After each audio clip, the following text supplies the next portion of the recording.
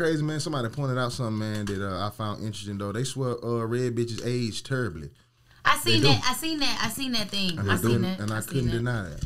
They do. As much as I like red women, I was like, But white women age terribly, and red women are like the less melanin you have, the more horrible aging is. Yes, for you. the less melanin. That's why darker women don't seem to age that fast, because the more melanin you have, the more preserved you're gonna be. I know some that don't. Like Halle Berry still looks good as fuck, and she's very much. She got a lot of money for surgeries and shit. I mean, she ain't had none. She say, but she also that's a lie. But at this point, we had to separate the red too. Now, the shade of red. Yeah, the tan age better than the red age better than the yellow. You get what I'm saying? Yes. And then if you kind of like Fresh Prince was the Hillary. Yeah. I wish I knew her real name. Yeah. Age like those, they kind of get a little witchy as they get old. The girl from Coming to America, remember how fine she was back in the day? Now she kind of witchy. The chick from what's her name? Different World. Who? Yes, exactly. Oh. She looked like she 90. Yeah, but you know who I want to see? What was the one on there who was underrated fine? She was really the finest one on there. On what? On A Different World. Was she dark? But she played. She was the red. She was like the tan. With the curly. Yes. The other. You know which one? She was also a Cosby. She was the younger sister, right? No, she was her friend. Yeah, she was the friend on A Different World. You don't know who we talking about? She had the curly bang and she wore like the puff. She played the nerdy girl. And she was like the artsy friend that wasn't. I'm gonna pull that shit. She's still fine. Hippie, right? Yeah. What's that? The hippie one. Kind of like she was with Lisa Bonet, but she wasn't She's as fine. Lisa Bonet. Yeah, I bet she is still fine. Yeah, she's still fine. So Lisa it's Bonet just like, still. I mean, she is a witch. But these women low key be doing a lot I of was gonna say, they all surgeries and famous. shit, We and can't that really- shit makes them age even worse. Right. Yeah, Like when you go get work done, it doesn't hold up because the work doesn't age, but other parts of you are aging. Now you look crazy as hell because your fake nose won't get old. Give me the weirdest person you had a crush on when you was young, like your jit crush, like you looked up to like a 20-some-year-old woman when you was a jit, and it's kind of like weird, like damn, why I think she's so fine? Grace Jones. What the fuck? Grace Jones. Grace Jones. But you thought Grace Jones? Grace Jones was not pretty. I like her features, her cheekbones and her. But no, Grace Jones. But you got on hard to Grace Jones? It was just something about her, bro. It was weird. That was the last thing I You expected. said I don't know what you said that. a weird crush. Yeah. Oh, you outdid yourself. Yeah. I wasn't expecting that. Grace Jones, brother.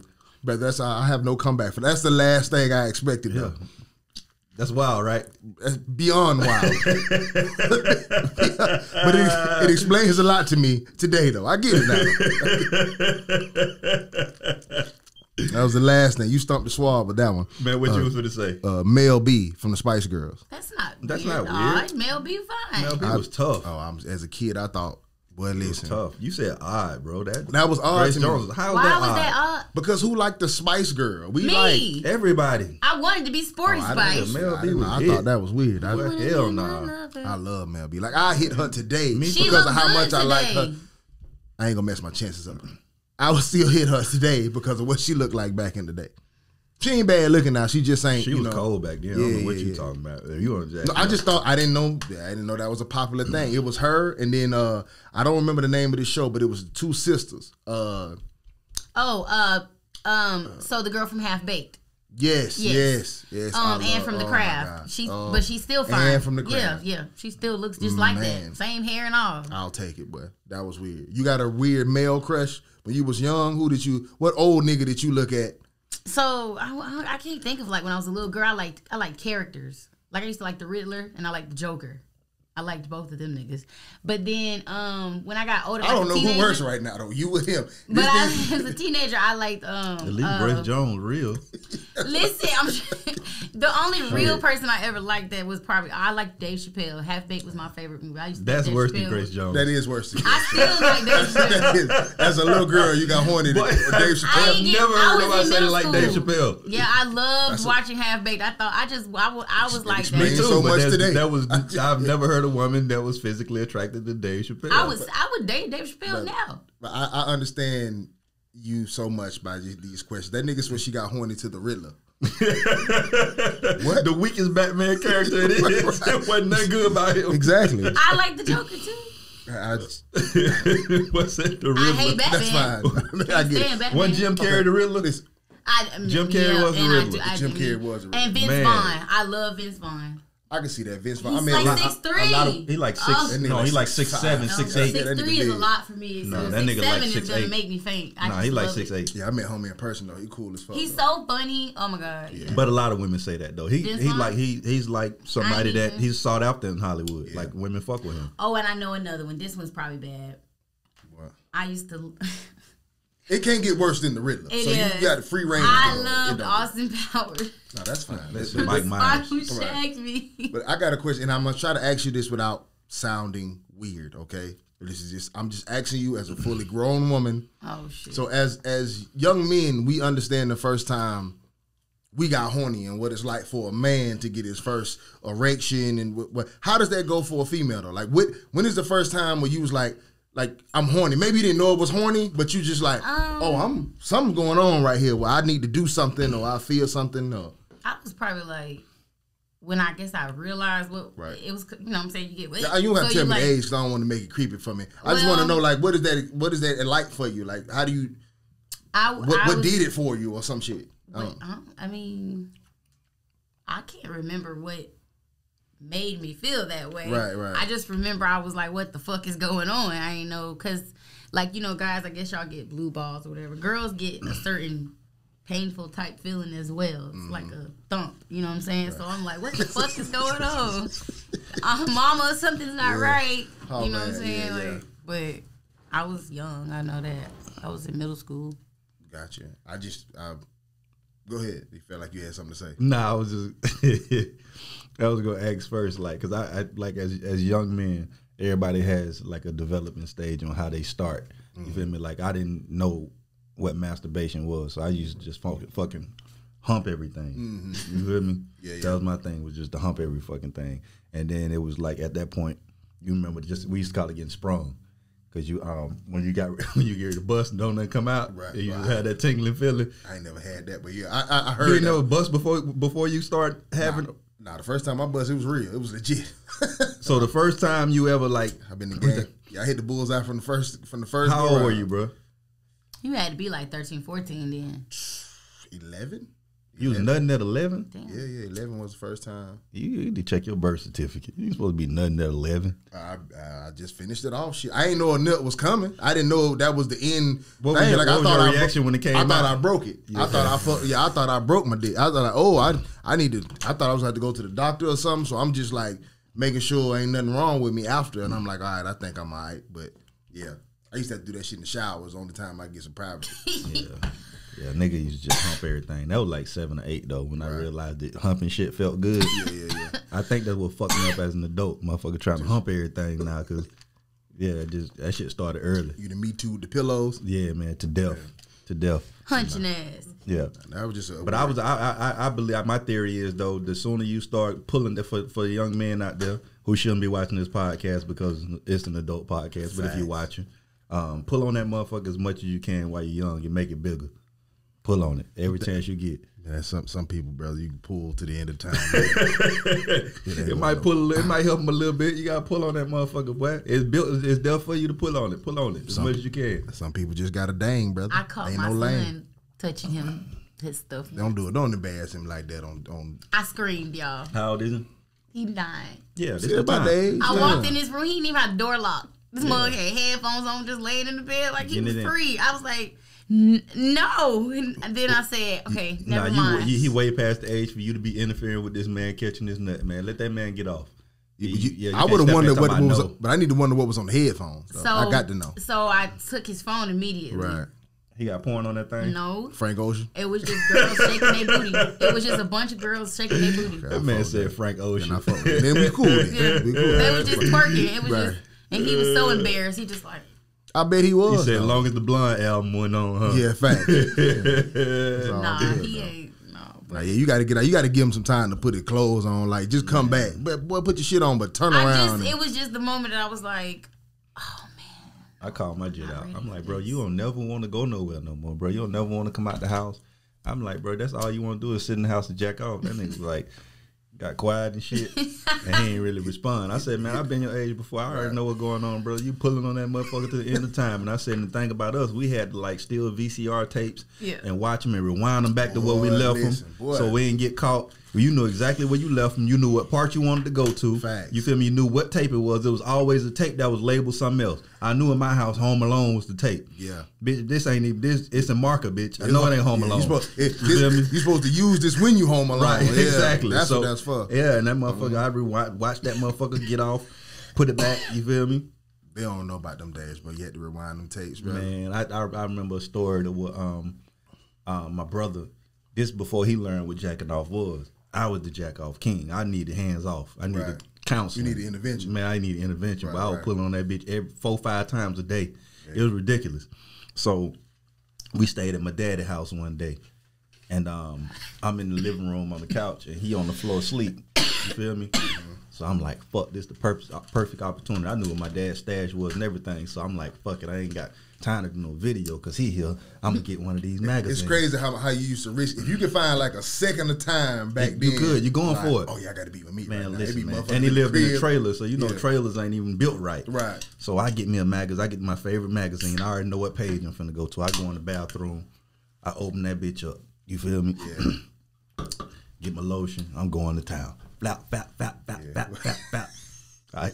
Which is the worst So lube I ever. sound Don't ever it. use lotion. Right. It is, but you got to do what you got to do. Yeah, fact. So I hear creaking. I hear creaking. So I stop. You knew. You feel me? Right. I wipe my shit off. Boom. Get up. I go back in the living room. Wash my hands and shit. Go in the living room. Yeah. He sleep, but he in a different position. So you know he moved. I know he moved. So fast forward, nothing happened. You feel me? I lay back down and shit. We get on the bus one morning, and we used to always joke on each other, right? Everybody, and he couldn't take a joke. You feel me? So we all going back and forth and shit. He got personal fast, didn't he? Boy, Yeah. this the first time I ever got in a fight with my brother in school. Right. You feel me? We got our ass tore up when we got home too, because that was the one rule: don't fight your brother in public. We get on the bus, and my brother used to have this thing the way he had like sores that we used to form in his head. So he used to have to put the little calamine lotion on his head and shit. So he had the pink lotion in the bald spots. His head looked like a little crater. Yeah. Little crater head ass. That's probably exactly what you Pus, said. crater pus and shit coming out the sores and shit. So we roasting on his ass on the bus, and that motherfucker say, "At least I ain't wipe my dick on the magazine." I said, "What the fuck?" Man, Nigga that went too far. Man, what? That's the only comeback he Yeah, had. it was jacking off. I caught you. Wipe your dick on that magazine. And you ain't even wash your hands. Bitch, I did wash my hands. Put your head against the window and we scrapping. We scrap all the way home, bro. We get off the bus, bro, go home, get our ass tore up again, bro. I'll never forget that shit. But yeah, bro, pull on that motherfucker as much as you can, man. It's yours, man. And there's nothing embarrassing about that. Kids need to explore that more. Maybe they won't be so fucking confused about their sexuality. I ended up having a talk and just told him that I don't want him watching that type of stuff until he's 16. First of all, he gonna do that shit crack. Once you find it, But, I mean, you can't put that rabbit back. And I if you called give his dad, if you give him a phone, had a talk. So then I'm sure his daddy told him, just don't let your mama find out. If you give him a phone, you giving them access to it. You can Google porn now. Yeah. Like you can Google it. There's no way to really block the shit no more. Yeah. You feel me? So plus, where there's a will, there's a way. There's a way. You want to find porn, you gonna find it. And these motherfuckers. Some like I've used my imagination. You ain't got to give me shit. You can't stop me. You got to handcuff me to stop me. That's how I was. I just wasn't ready. It's my baby. That's my first baby. It just shocked me. I just didn't realize that wing turning into a dick, and you can't do nothing about it. You should have just looked at the size and see if you were like, you gonna do all right out here, son.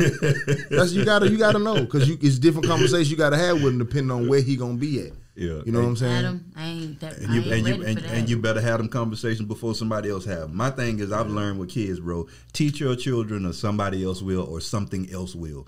There's no timeline when to teach kids. When you see them already exploring something, go ahead and teach them because they already in it and they already. I let his dad handle that stuff. No, that's cool. The dad lets me handle the girls. Rightfully so. Make sure he own it though, boy, because boy, like. You got to get ahead of it. I ain't think my dick was gonna grow till I saw my daddy's. I thought I was gonna have a little one. Then I saw my daddy's one day. I was like, oh, I'm good genetics. I'm in there. So I had confidence after that. And weird question. We'll get off that. This is something random that I want to ask y'all. Right. So let's just say the new punishment for crime is time travel. It's gonna get a little weird, but answer the question for me. Ain't gonna be weird for me. Yeah, she can't wait. Go ahead. Oh man. So the new punishment for crime is time travel, okay? So now you get caught for a crime, whether you did it or not, they found you guilty of the crime, right? So you have to do, like, whatever your sentence is, they give it to you in time travel. So if it's 20 years, you have a 20-year time travel, okay? So let's say you get sentenced to 100 years, right? You do what they accuse you of a heinous crime, you get 100 years, right? And they say, do you want your time travel forward or backwards? Which one do you choose? Ooh. And why? Oh, man. I would want mine backwards. Wow. And I would want mine backwards because going backwards, you actually gain more time in going backwards. You feel me? But you go back as you. So if you were a 30-year-old man today, you go back and you're a 30-year-old man. You just pop up in. Oh, definitely backwards. Yeah, in 1922 or whatever that math is. I might do that wrong. Oh, yeah. wait. Okay, but then Is that 100 years? But can you? Okay, so do you get to calculate what era you'll be in, and you can choose? Nah, whether 20 years. 20 years from now. No, I know, that's what I'm saying. So like, I can think in my head, oh, that's slavery. No, that's no. So 20 years from now, if you get sentenced to whatever you get sentenced to, you can either go forward or back. That's what I'm saying. So if you get 100, if it's 2020, right, that's going to 2000. Right. Okay. So I can do that, that's 20 and years. I'll be cool with that. But you just got 100. I don't want. That's what I'm so saying. You got to go back to 1922, right? 20s. Is that the that's right Harlem Renaissance? I'm picking it. No, you get 100 years, so you go back to 1922. Yeah, are you going back, or are you go back. going forward 100? Let me go forward. Fuck that back. I would go back. Fuck back. I can't go back. I wouldn't go back because the people complain about the way shit is now. Right. You feel me? So with my mind, because you're going back with your same mindset. You feel me? And you're going back with your same what's the word I'm looking for? Your same outlook on shit. Like no. Your same what's the word I'm looking for? To what your when you're going back to where you feel like you still have the same privileges you have now. Oh, you feel me? And so your entitlement. Your entitlement. You're going back with your same level of entitlement. And you go back to then, this is gonna be a rude awakening for your ass. You're right. You feel me? But I think going forward, it would be a situation to where it's less of that type of shit and it's other shit that you would have to adapt to. You feel me? And then you get to see the coolest shit that you may not live to see. You feel me? Like you might have some flying cars. I'll take that over motherfuckers possibly. You feel me? Lynching me. I'll take I'll take that. That's why I was thinking. That's why I said, can you pick? Like, okay, you can't pick nothing. No, I'm saying, like, can you? punishment. Do you have to choose before they sentence you? Like, no, they gave you 100 years, and they like Miss Tania. Would you like forward or backwards? So okay, so then my answer would be, I would have to see like how many years they give me first. I just told you 100. Yeah, well, that's what I'm saying. 100, I probably still would choose to go back to 1922, only because I'm obsessed with that era. Okay. Now, I do know what you're saying, but it's just like I can't imagine 100 years in the future because of how crazy the world is now. I would be just as much as an eyesore in the future. Like, what if when I go to 100 years in the future, everybody's metal robots and I just pop up like this? That should be live to experience and see, though. But here's the thing, though. Again, and that was a good point you made. That's why I said to think about it. It's so scary. Sure, you know what's in the past. Okay? Even though it's a lot of harshness in the past, evilness in the past, there's something to the evil that you know. Yeah. You get what I'm saying? So you can have some type of game plan, even if it is a bad situation to wake up in 1922. At least I know what this is. Yeah. But if I send you 100 years forward, I don't know what the fuck's gonna happen. And You don't know. But it's but like it could have been. it's like you got. It's like This could be some Doctor Strange shit. The world could have been destroyed. It's like one place. But the beauty in that though is that most of us won't live 100 years to see that. So if you can fast forward me to that, because at the end of the day, bro, we all gonna die one way or another. It could have been after a nuclear disaster. And you gotta like live off grass and you don't know what the fuck. It may have been a great reset by then. I'm getting anxiety. So it might be fucked up with you saying it. Because you don't know what. I think I will go backwards. I think I'm gonna go for only because imagine how much smarter you are if you go back to 1922 and then nobody think. Let's say I go back and I'm like nothing and nobody knows I can read and then I know. Oh yeah, and I can play that shit and be like I'm a psychic. Yeah, Let me predict the president for you. They're gonna kill you. Oh man, listen, first quarter. Tanita, you gonna die, bro. Tanita fucked us up the first day back. She a witch. Soon as she already popped up out of nowhere, so they don't fuck with you. Now you just gonna start telling them shit. Right, you dead. You dead. Who's this half-breed nigga just popped up talking about the president's gonna be black? I'll be. Hey, get that rope right now. Yo. welcome to 1922. Exactly. You done killed yourself already. Hang your ass downtown Pensacola. You're gonna be like, damn, it don't look like it used to. Nigga already back smelling like freedom. They got to kill you. Yeah, ain't no way. Yeah, I'm going for it though, just because it's an opportunity to see something new. Like we know what was in the past, but I'm down. I would definitely want to see what's ahead. I'm so scared. And experience that. I just feel like, but I think I can make myself wealthy by going back. I think because I know the gag already. So I know. But that's what I was trying to say. I know the role to get in. Yeah, you gave yourself up immediately. I know the role to get in. You better be quiet while you do it. Oh, facts. But I also know, because I know what's coming in the future. I know what's popular. I know what's going to be whatever. I know the progressions. So Steve Jobs. Right, I can kind of. Well, they ain't gonna let me be Steve Jobs. I think you can meet him, find your early, but. I can start singing songs that ain't came out yet. Like I know it's about to be hot. I'll just start singing. You can create the 808. Man, I'll be out there singing Richard. What's the nigga name? Lil Richard songs. He'll be like, I was just finna say that. What is this? I just stole that nigga whole swag. Nah, I'm Lil Richard. Y'all see me later. It's me. Little big On Richard. the thing, like, Red Richard. I'm just sitting there.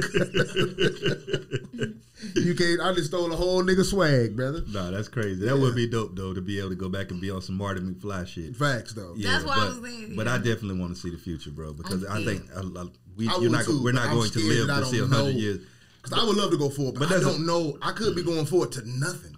Yeah, I doubt that though. I doubt that. I think there would be nothing on certain levels. Like, right?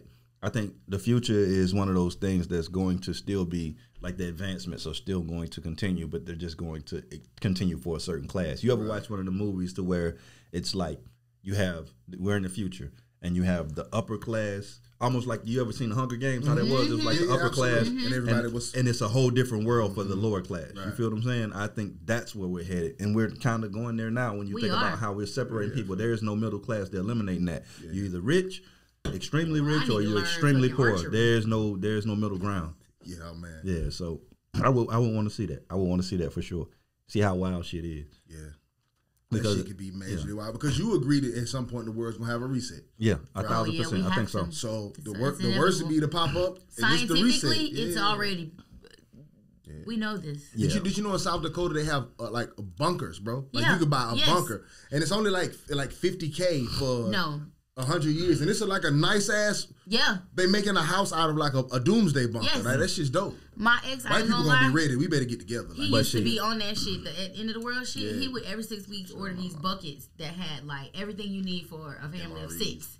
It would have everything and those pens where you can drink any water and it filters it, like animal, all that shit. Like just these folks got whole underground cities, bro. Everybody thinks shit is going up. People are building under. Yes, people are building under. Like there's like I was watching this this fucking shit on YouTube where it was talking about, I forgot which, it was one of these rich motherfuckers, and it was showing their bunker, bro.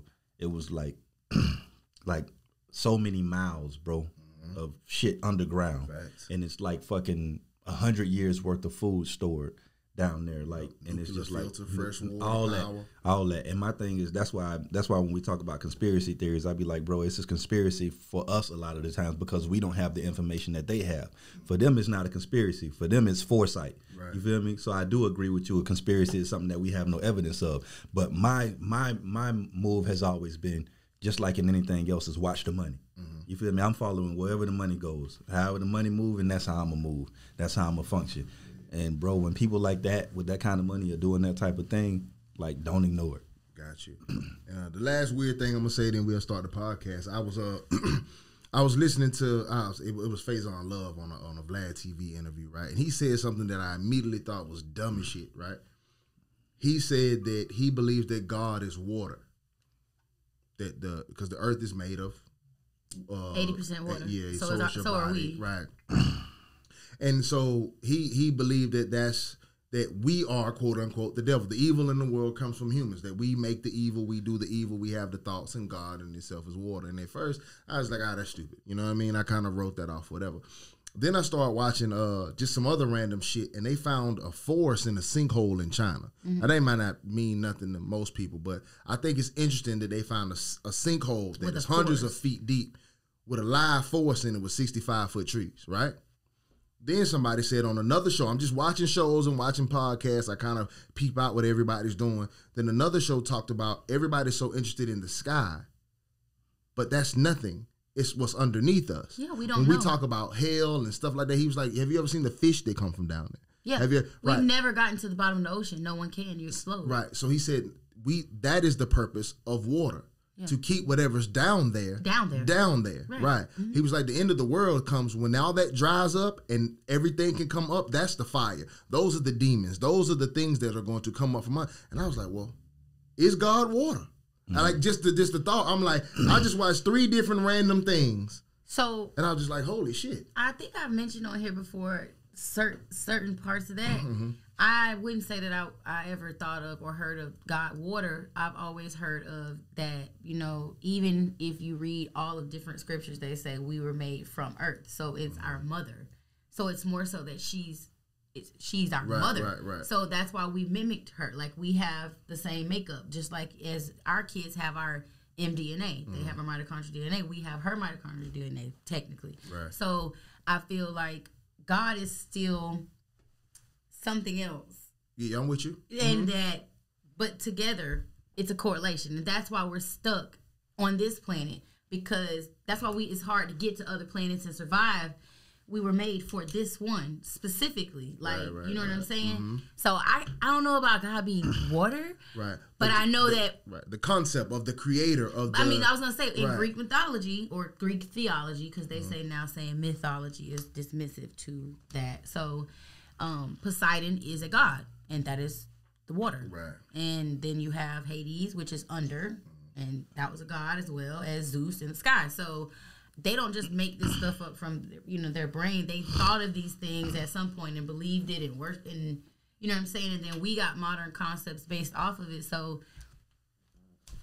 maybe a god is water. And that was just, as I watched these 3 random things that put that together, then when the dude was talking about, it's a reason why we don't have exploration down there. It's a reason why we can't get down there. It's because, and it's not for us, it's for it. It's whatever's down there can't get back up here. You get what I'm saying? But that was just an interesting, same with 3 Greek transition mythology. thing. I was like, oh. Zeus, Poseidon, and Hades put their parents, the Titans, under the ocean. Right. And they didn't want you to get down there because they didn't want them to come and erupt and reset the earth. Because that's what they were doing. They would reset because they didn't like the fact that some Greek gods down there. That humans were worshiping gods. They wanted humans to do whatever they said and not actually freely live and roam, and because they would create chaos. Right. And that's where that whole concept comes from. So like that's similar to that. It's just broken in a different way. Yeah. I didn't want to get too spacey on that. That was just something that I had bumped into that I found that was interesting. But welcome to the Anxiety Issues Podcast. I'm Adam 12 Taylor here with my brother Boneface of Boneface Inc. and the talented hairstylist Tania Greedy Monroe. I do not know what episode this is. What is this, 56? Or maybe I shouldn't date because who knows when we're going to drop. But we don't got nothing in the tank, so cool. So to the real show, Burger King selling gay burgers. Yeah. You seen that? Yeah. You can get tops or bottom. Which one you want? Yeah, you can get 2 tops on your Whopper. If you could choose, I heard that they give it out in random, so you don't pick. But if you had to pick, which one you want? Okay, this is in no relation to sexuality. Just a food preference. If I only had, let's say I was making a sandwich in my house. You getting bottom. And I had. You want 2 bottom buns, my boy? No sesame seeds for me. But that's the thing, though. See, if I was making a sandwich at my house, it's just me. The bottoms. Yeah. No, listen, y'all keep saying I am not a bottom. And listen to what I'm trying to say, though. I'm conflicted because that's too many fucking sesame seeds. I don't want a lot of sesame seeds. Yeah. But listen, you got to think about this, though. I ain't never felt sesame seeds on my tongue. They hit the roof of my mouth first. Right. I don't know how I would like that upside down.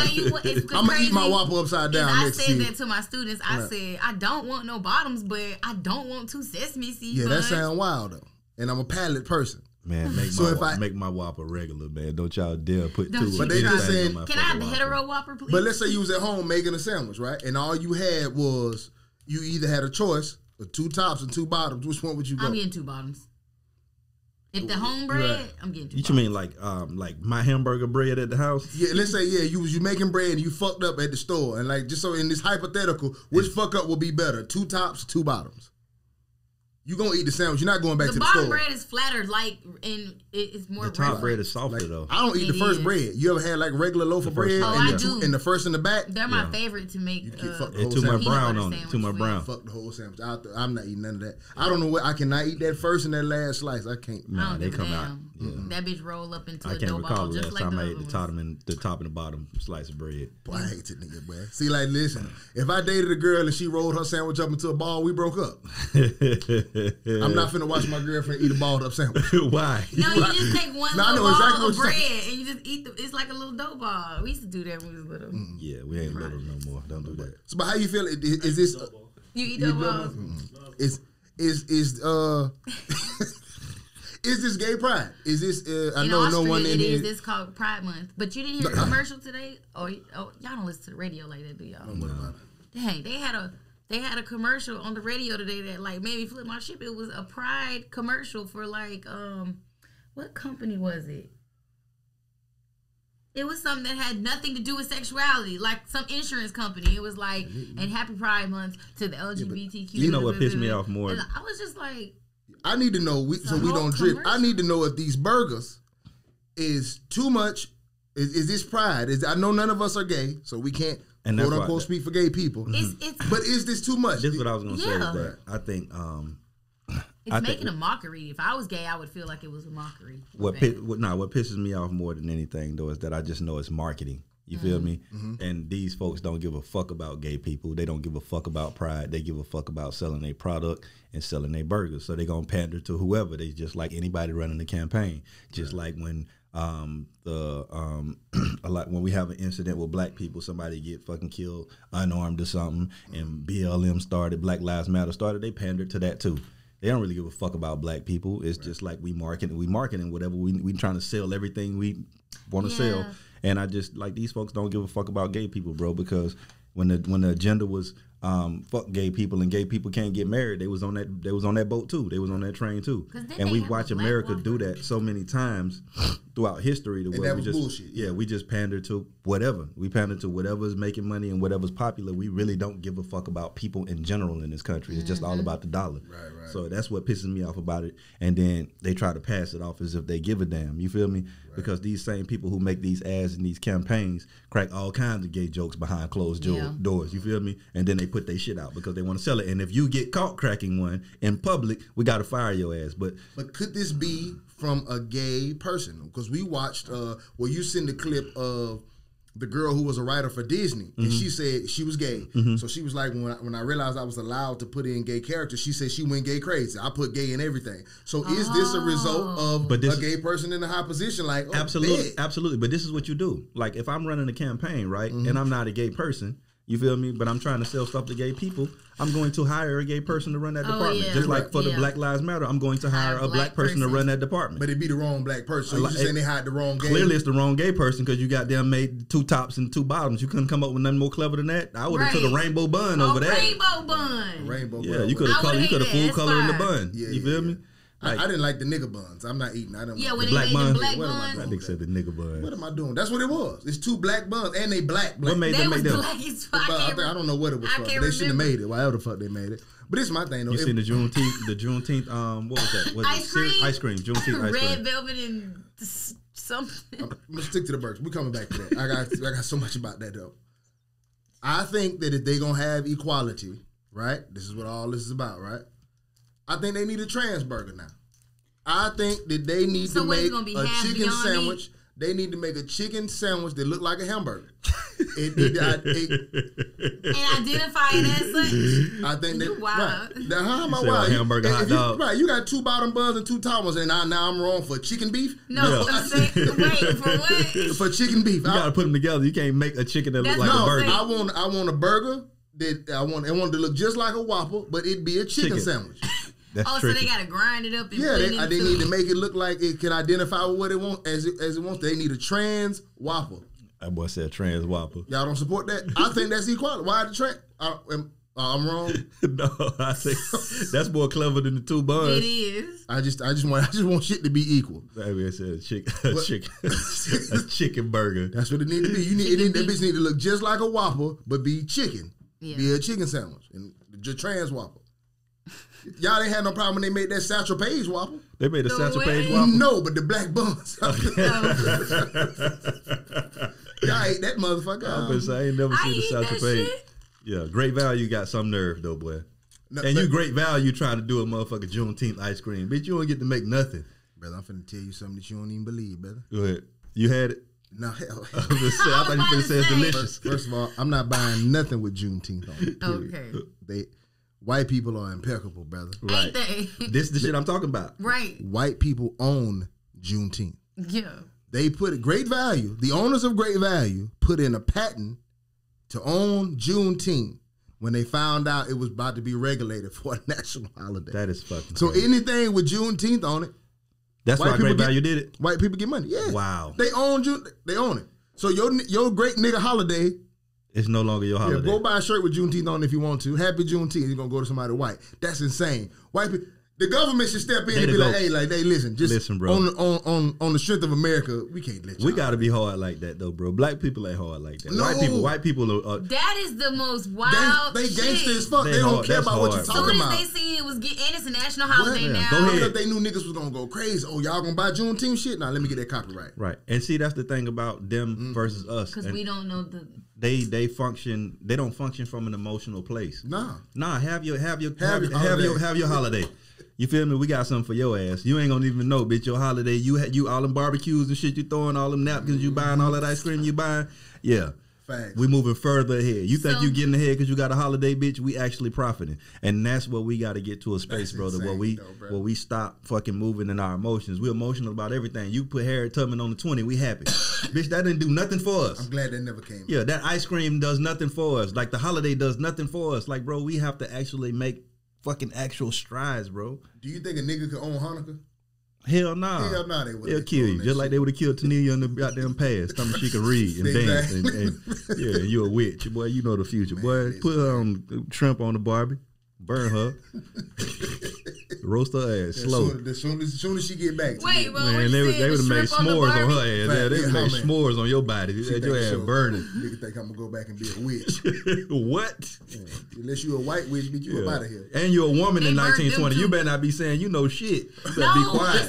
it's the flappers era. That's when women started living You, life. listen, you talk way too much. Yeah, 1920. flappers my ass. Them flappers gonna get you killed. This is the Gatsby era. This is Harlem Renaissance. For white women. White people. No, White Harlem women. Renaissance is black people. This is when Langston Hughes wrote all his poems. This is when Madam Them CJ niggas was still like, getting this is- lynched. It's a dead black woman rolling on her grave right now.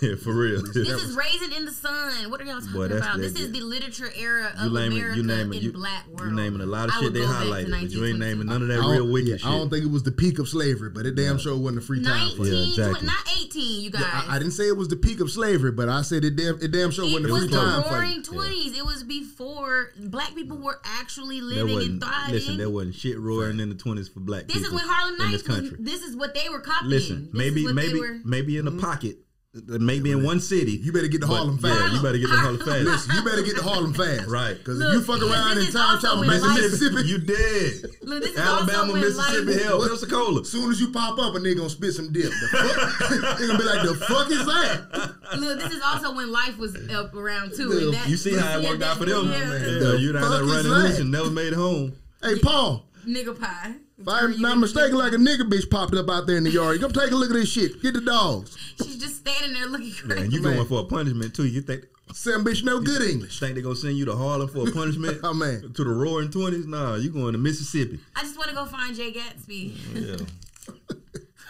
Hey, so but on a serious note, the Tampa Bay Devil Rays players decided not to wear that logo on their uniform. So for y'all who don't know, the Tampa Bay Devil Rays is a baseball team.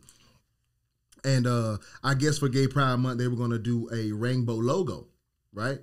But some of the players decided that they're not putting that on their uniform. They're not donning that on their uniform. Do you feel like that's disrespectful, or you feel like they had the right, or do you feel like, how do you feel about that in general? Do you take a side, or do you have an I opinion? feel like that they should be able to not wear it or, like support the same as Colin should have been able to take a knee and it not be a big deal to other people. You know what I'm saying? Right. I feel like that's equivalent. They should be able to not have to wear that. I do see the other side of it though is if the team, like if you're you work for any company and they put something on your uniform, that's just your uniform now. Right. You have to do it. Like, or you just don't work there anymore. Those are the options. Like, if McDonald's decides to change their shirt to purple, you don't get to say, I'm a Crip. No. Yeah, you gonna have to quit. Rock this purple, yeah. Right. So I get both sides of that, but I mean, I don't know if that's in their contract that they have to support the uniform. That's what it would come up to. That's what they're going to look at it as. They're not going to look at it as their opinion and their freedom and all that. Is it disrespectful, though? Are they disrespecting the gays? Like, to No, be they're devil's just- advocate, they don't... If I put a cancer patch on there, the pink patch, everybody's rocking it. You get what I'm saying?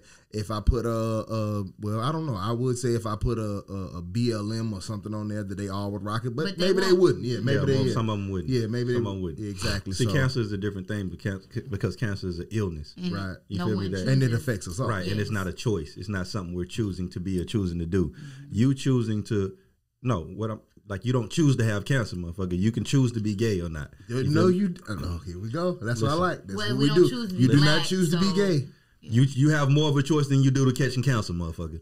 No, you can smoke cigarettes and give yourself cancer. You might just be born gay. Yeah, but a lot of people don't smoke anything and catch cancer. Yeah, it's all a possibility. My point is, cancer is a disease. If you Right. want to refer to sexuality as being a disease, then that's even worse than saying you don't have a choice. It's not a disease, correct? It's genetic, like a disease is genetic.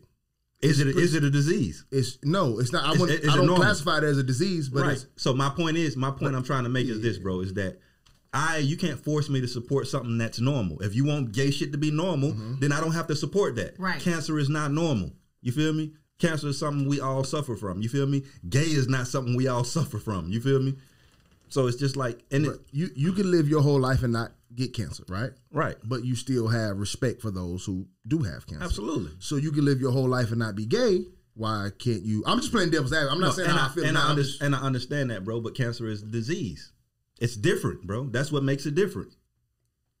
I don't see I get the wording difference, but cancer is not a choice. I agree. Like you don't choose, but you can do You can do things to increase your chances of having cancer. Answer this. In this scenario, answer this. I don't believe, and I've heard gay people say this, so this is not just my belief. I can point you in that direction of several gays. They say they were born gay. Why do I have to support that? I'm actually. So I'm just asking. I'm not saying you're wrong. No, I'm asking gay people that. Why do I have to support that? Oh.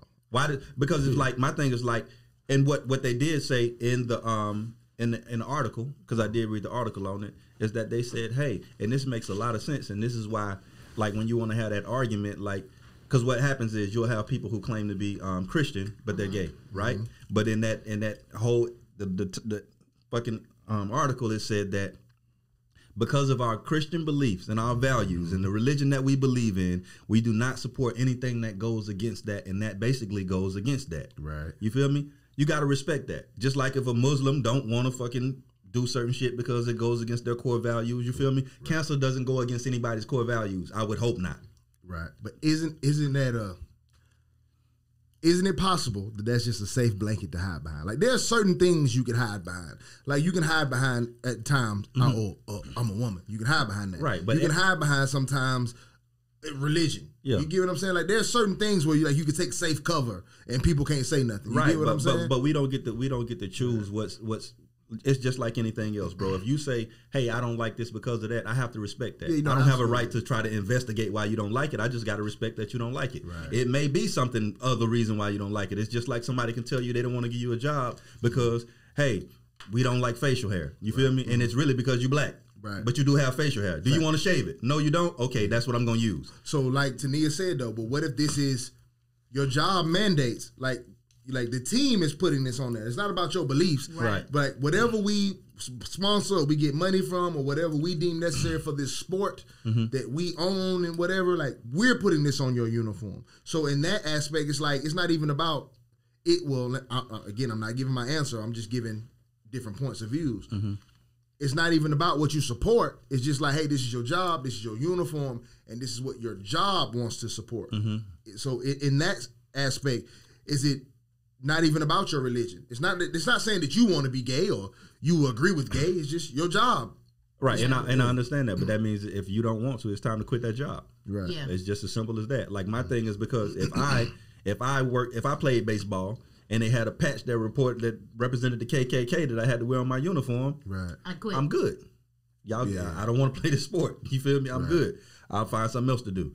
But that's what people have done throughout history. When you don't agree with something and you don't feel like it's morally okay, you go against it. And my thing is like these people, they have a valid point based on what they're comparing it to. You feel me? Like, so I'm like, it's not like they're saying anything wrong. And that's what I hate about society is that we pick and choose parts of things that we want to make sense and parts that we don't. Right. Like a gay person will go to church and say, and because the pastor doesn't want to offend anybody and he don't want to take money out his church, he'll say all are welcome.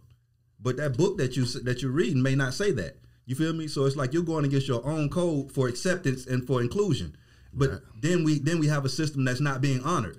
You feel me? So now how do I penalize anybody else for not following the code of whatever we're doing when it's just like I'm bypassing shit on my own. So it's just like it's even if it is something that they're hiding behind, it's still legit. Right. And what I would say, no, it is. And from that aspect, and well said, number one, and from that aspect, I 1,000% agree. You do have to respect their decision not to. I have no problem with them deciding that they didn't want to wear it. But even by some of those logics, it's like, okay, cool. Let's say you're hiding behind the religious thing, right? I won't even say hiding, but that's just your stance, religion, right? We already know how that book is. Sure, that it frowns upon same-sex relationships in the Bible, correct? Cool. But it also says one sin is no greater than the next sin, correct? So then there are people who will say, no, I'm a Christian, I don't support gay. But then you'll go out and drink alcohol in the excess. You'll eat to excess. There's some people who will say that I'm not putting that logo on because of my Bible, but I'll have outside of sex outside of my marriage or premarital sex. Or you get what I'm saying? So there's all kind of things like, okay, that statement would only vouch in just a perfect world for a devout Christian. Right. But at the end of the day, I've never met a Christian that wasn't a hypocrite in my life. Because the thing about it, bro, that book in itself is impossible for a human to abide by everything in it, period. Agreed. You feel me? So it's a waste of time to even, you feel me?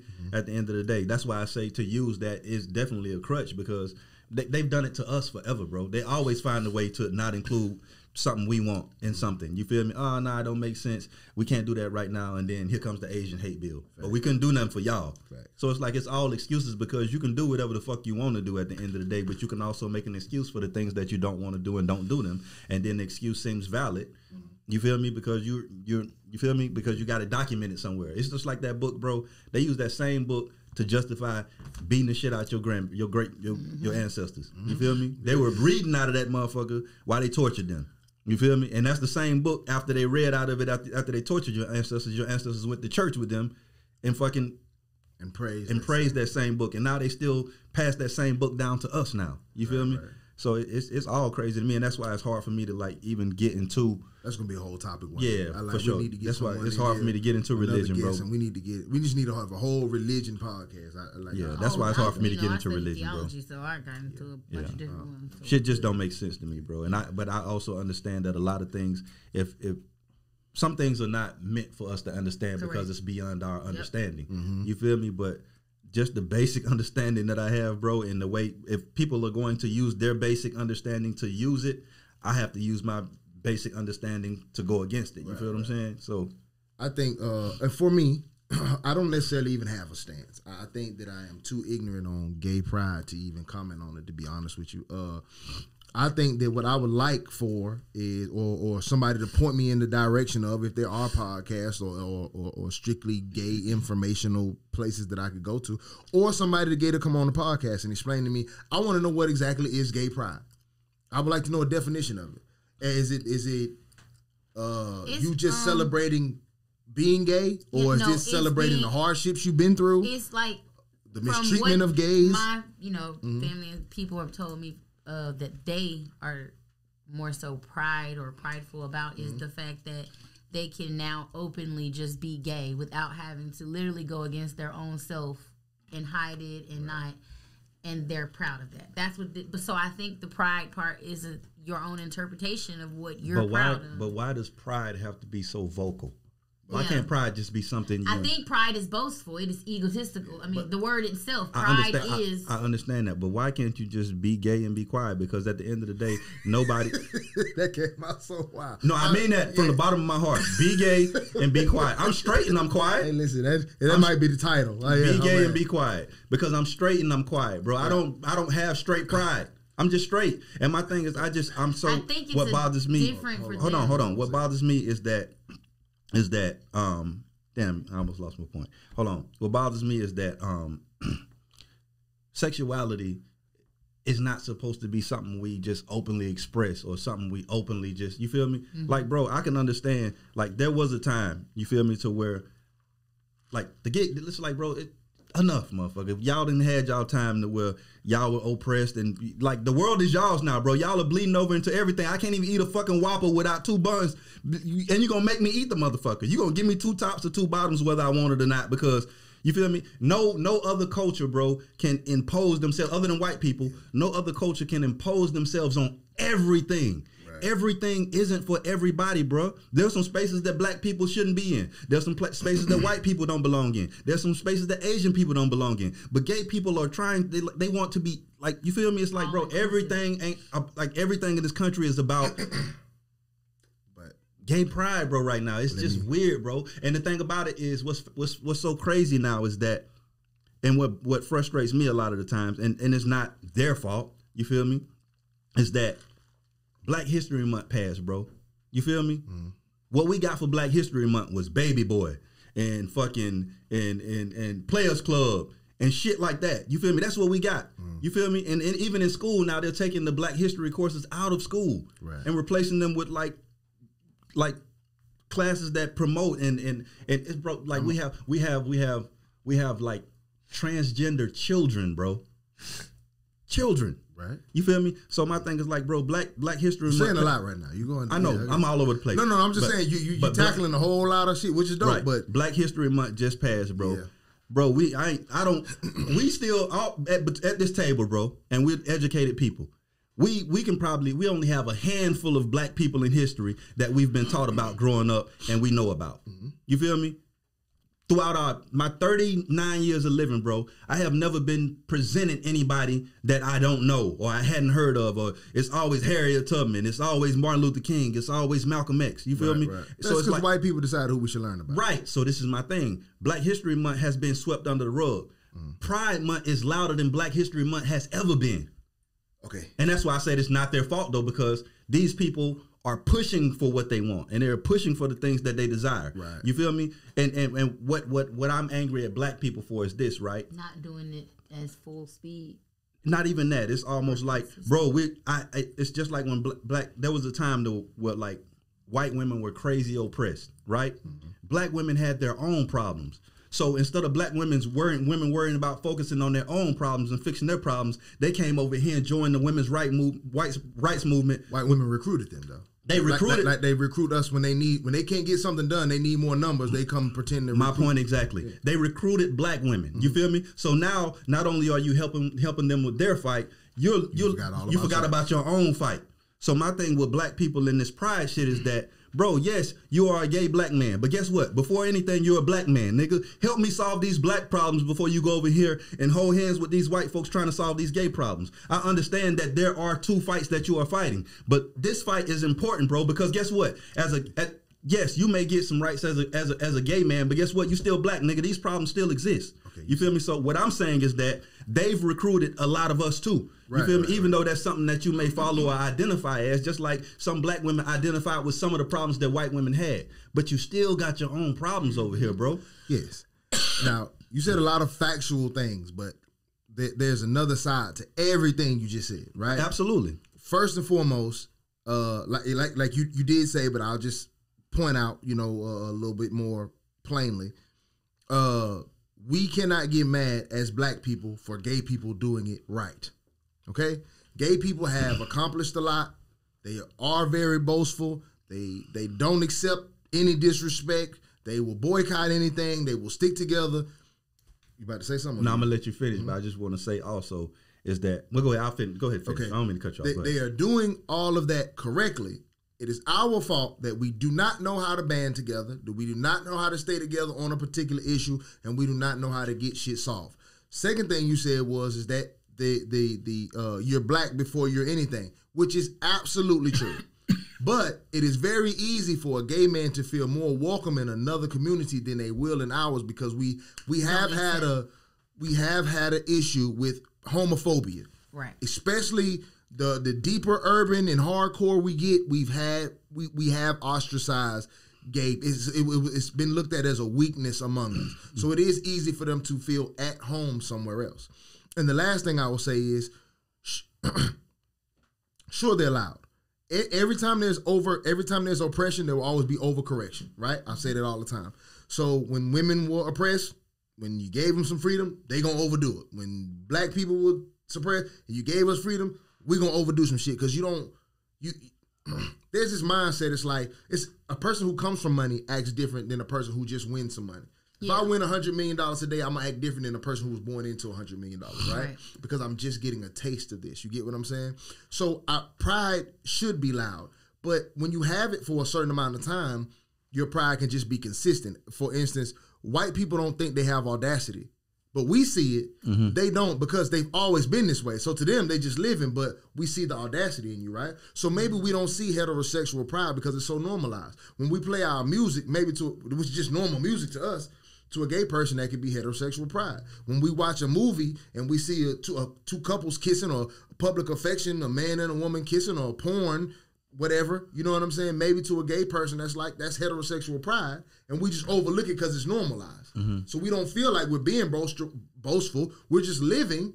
But to gays, it's like, well, damn, I want to kiss my partner in public. Right. But no, turn on it. I want to see a cartoon of my people fall in love. I got to watch y'all, so they feel like you're loudly pushing out your sexuality while I can't do mine. Right. But the thing about it, though, is when you even, like, and I understand that 1,000%, but at the end of the day, bro, it's not the same. You feel me? I understand that you may see that, and you feel me? Like, do what you want to do, bro. Nobody gives a fuck. My thing is, like, it's almost like every time they kiss their partner, they got to be like, hey, look, we kissing. Bitch, just kiss them. But would you not admit that white people do the same thing to blacks? Now, that same stance, white people will say, oh, here we go, racism still, huh? Everything racism. Everything ain't about that. Here you go with the black card. But I don't agree with us when we do it either. That's why I don't pull the black card, or I don't pull the racist card. You feel me? But it's present, though. It is present. Yeah. But I'm saying, what I'm saying, from my personal opinion, you feel me? That's why I don't.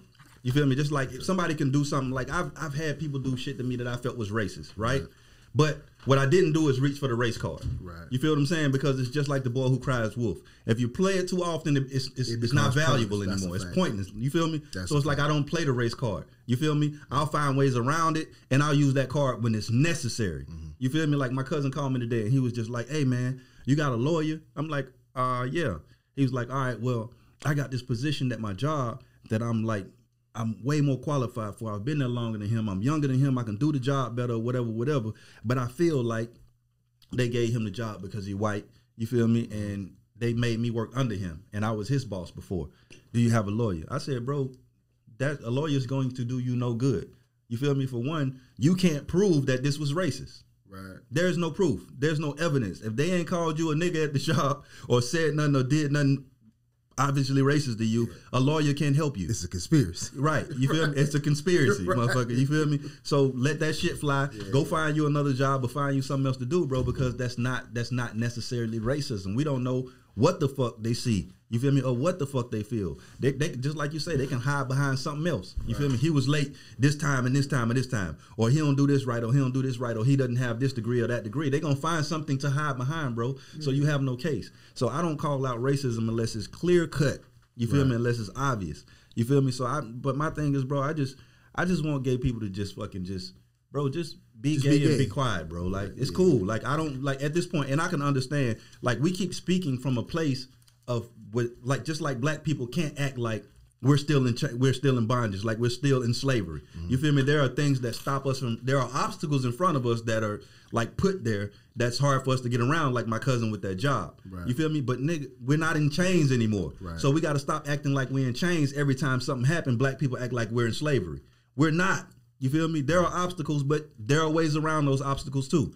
So it's the same thing with gay people. Like, bro, y'all aren't in chains anymore. People ain't running around doing y'all the way they used to. Shit is a lot better for y'all right now. You Republican bone right now. Shit is a lot better for y'all right now, bro. I promise it is. And what's funny is that the reason why gay people have so much traction too, bro, is and why black people don't have as much traction as they have is because some of the most powerful people in the world or in the higher positions are gay. And you say it all the time. Gay can be any race, any ethnicity, anything. That's why it's so loud. Because gay is everywhere. It's everywhere. That's why they want to be part of everything. It's everybody. Women can be gay. Blacks can be gay. Right. Asians can be gay. Right. It's right. So it's just like, it's almost like what's funny though is like we in this fucking matrix to where shit is flipped, and now like heterosexual people are feeling what gay people have felt for the longest now. Right. It's almost like it's not okay for you to be masculine, and openly tough, or overly masculine anymore. You're gonna get caught. Masculine black.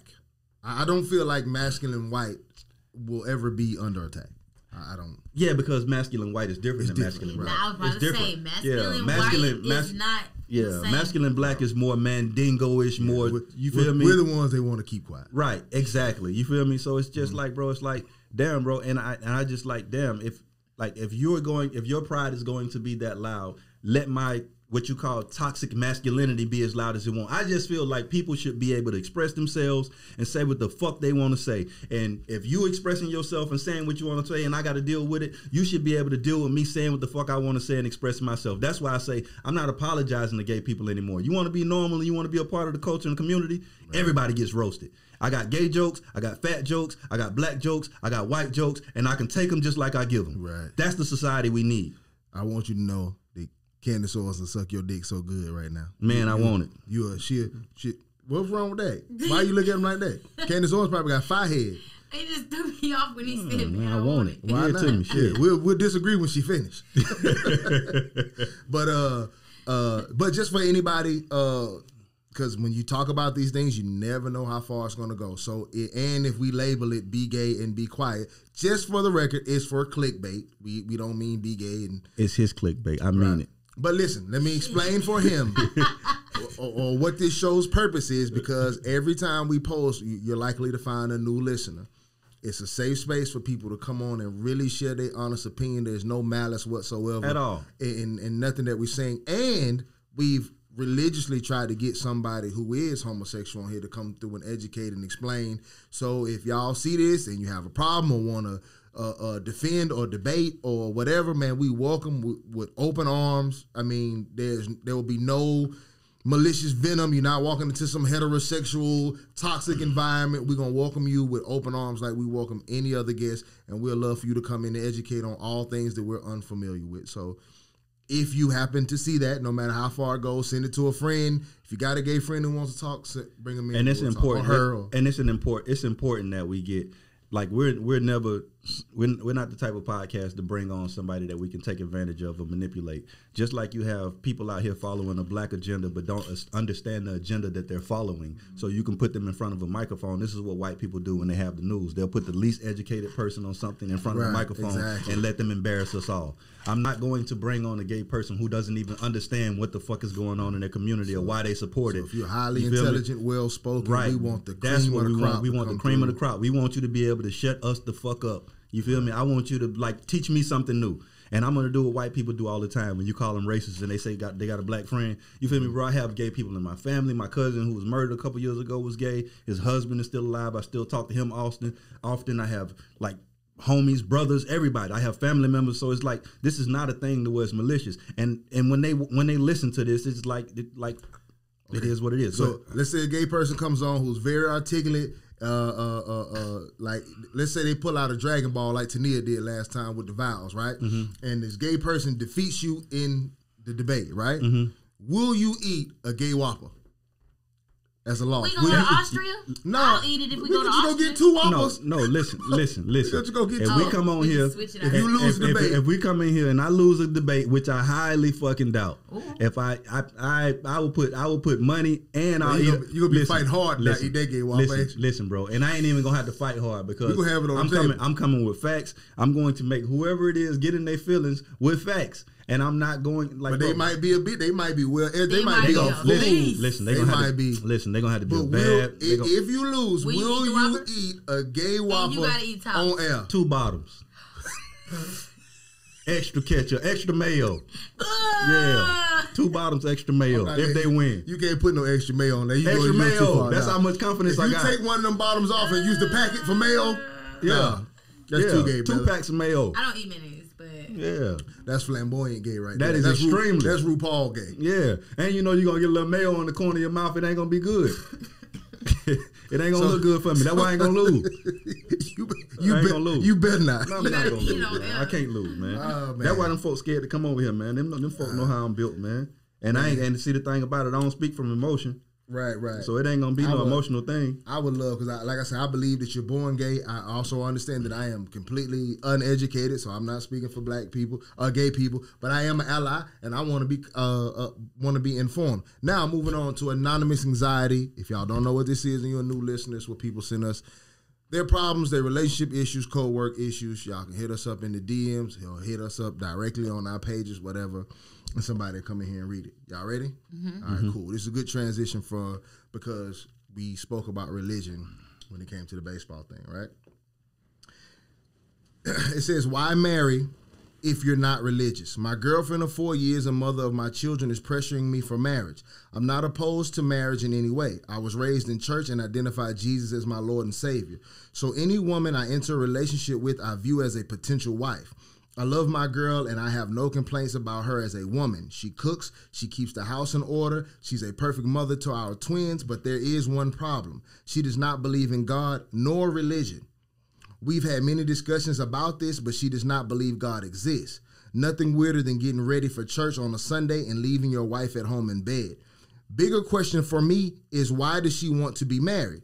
Marriage is a vow under God. Why does she want me to make a commitment under a pretense she does not believe in? I am not a hardcore cult Christian, but I do want a God-fearing household. I don't feel comfortable marrying a woman who doesn't feel the same responsibility to the vows as I do. I will be making a promise to God to honor her, while she, in my eyes, will simply be putting on a show for friends and family. Should I allow this to dissolve my relationship? I think that's one of the biggest dividers in relationships is religion. I don't believe that you can truly follow something and truly be into something and have a partner that's not into anything that you're into. That's almost like your partner being a vegan and you eat meat and you love steak. They don't eat none of that shit. Right. It's difficult, bro. It's always going to be hard. You're never going to be on one accord about anything. And you're not going to have the same views and outlook because religion controls your views and the way you see the world. Right. You feel me? The way you function, it's exactly why Megan Good ain't work out with her husband. Mm. You feel me?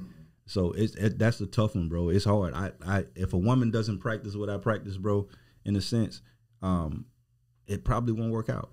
It probably won't work out from a religious standpoint. I just feel like that's why people go to church and find wives. And it's going to be extremely hard for him, you feel me, not to be drawn to somebody who's in church. You feel me?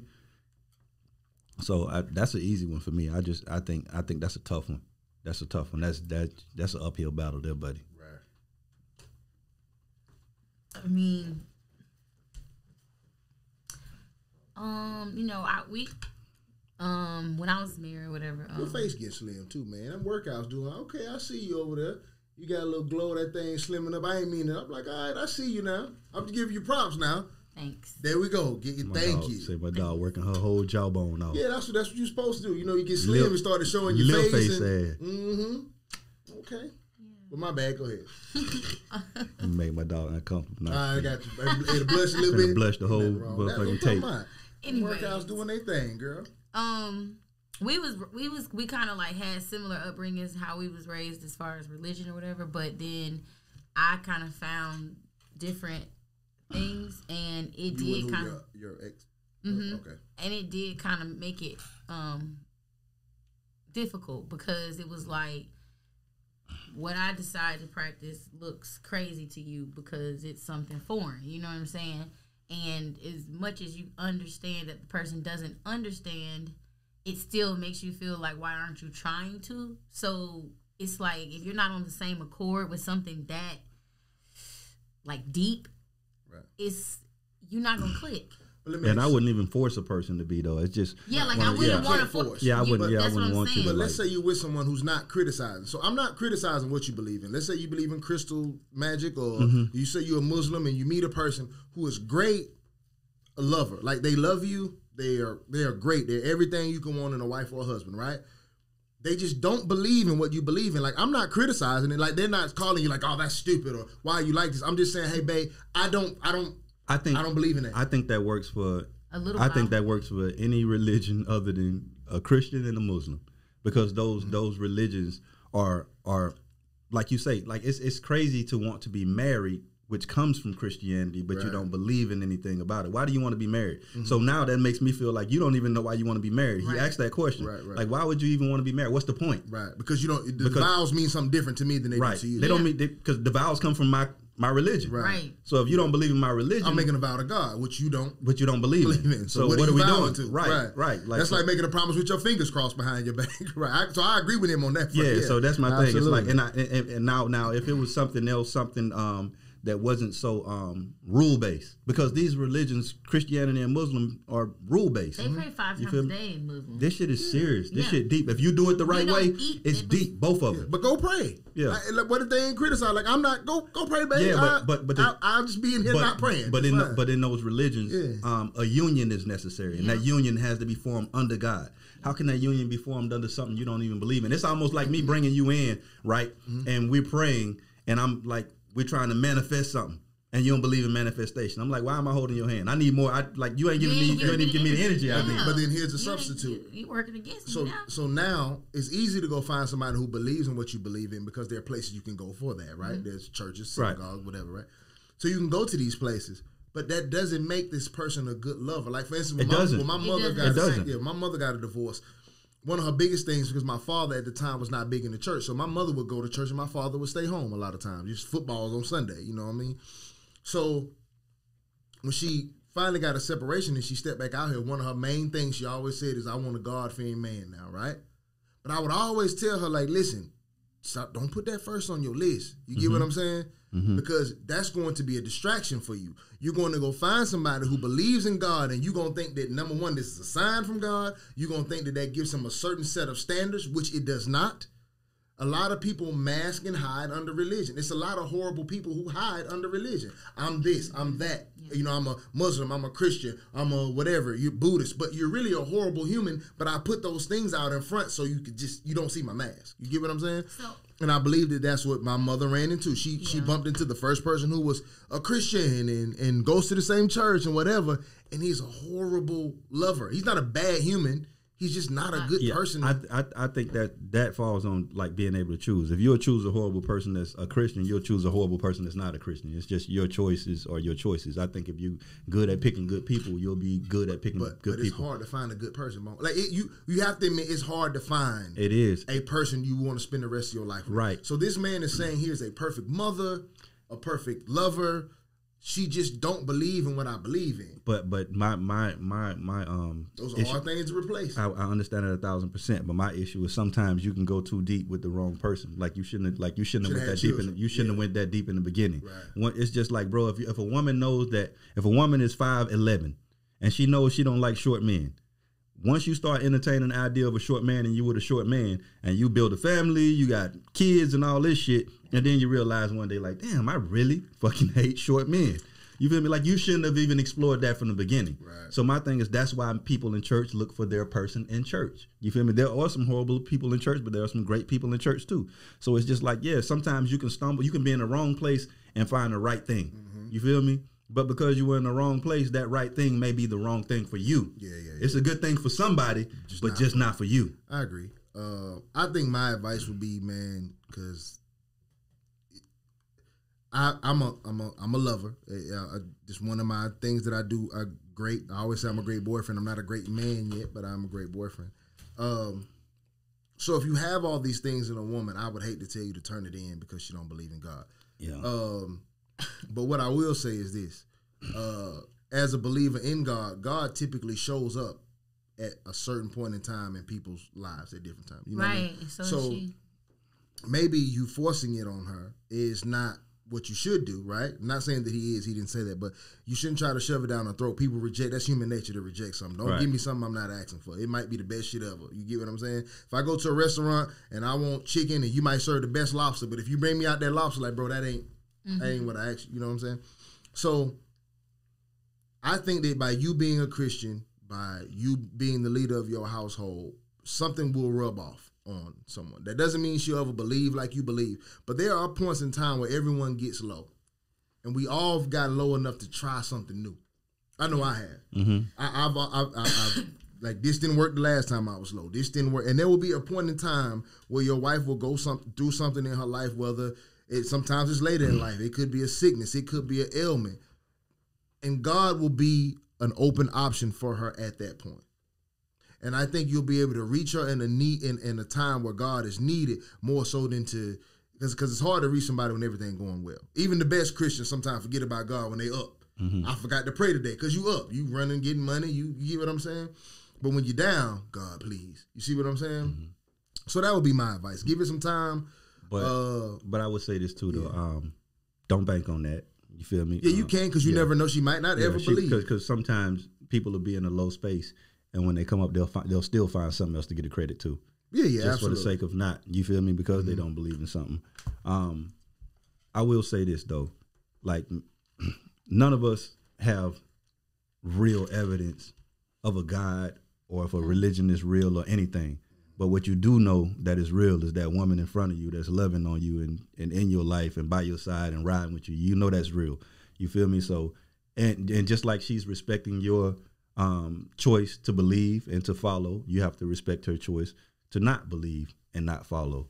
You feel me? And y'all have to respect each other's decision, because a lot of the times in that world, Christians automatically feel like if you're not doing God or you're not doing Christianity, you're doing the wrong thing. Right. You feel me? Most religions aren't like that. Most religions are kind of like, all right, we're doing our thing.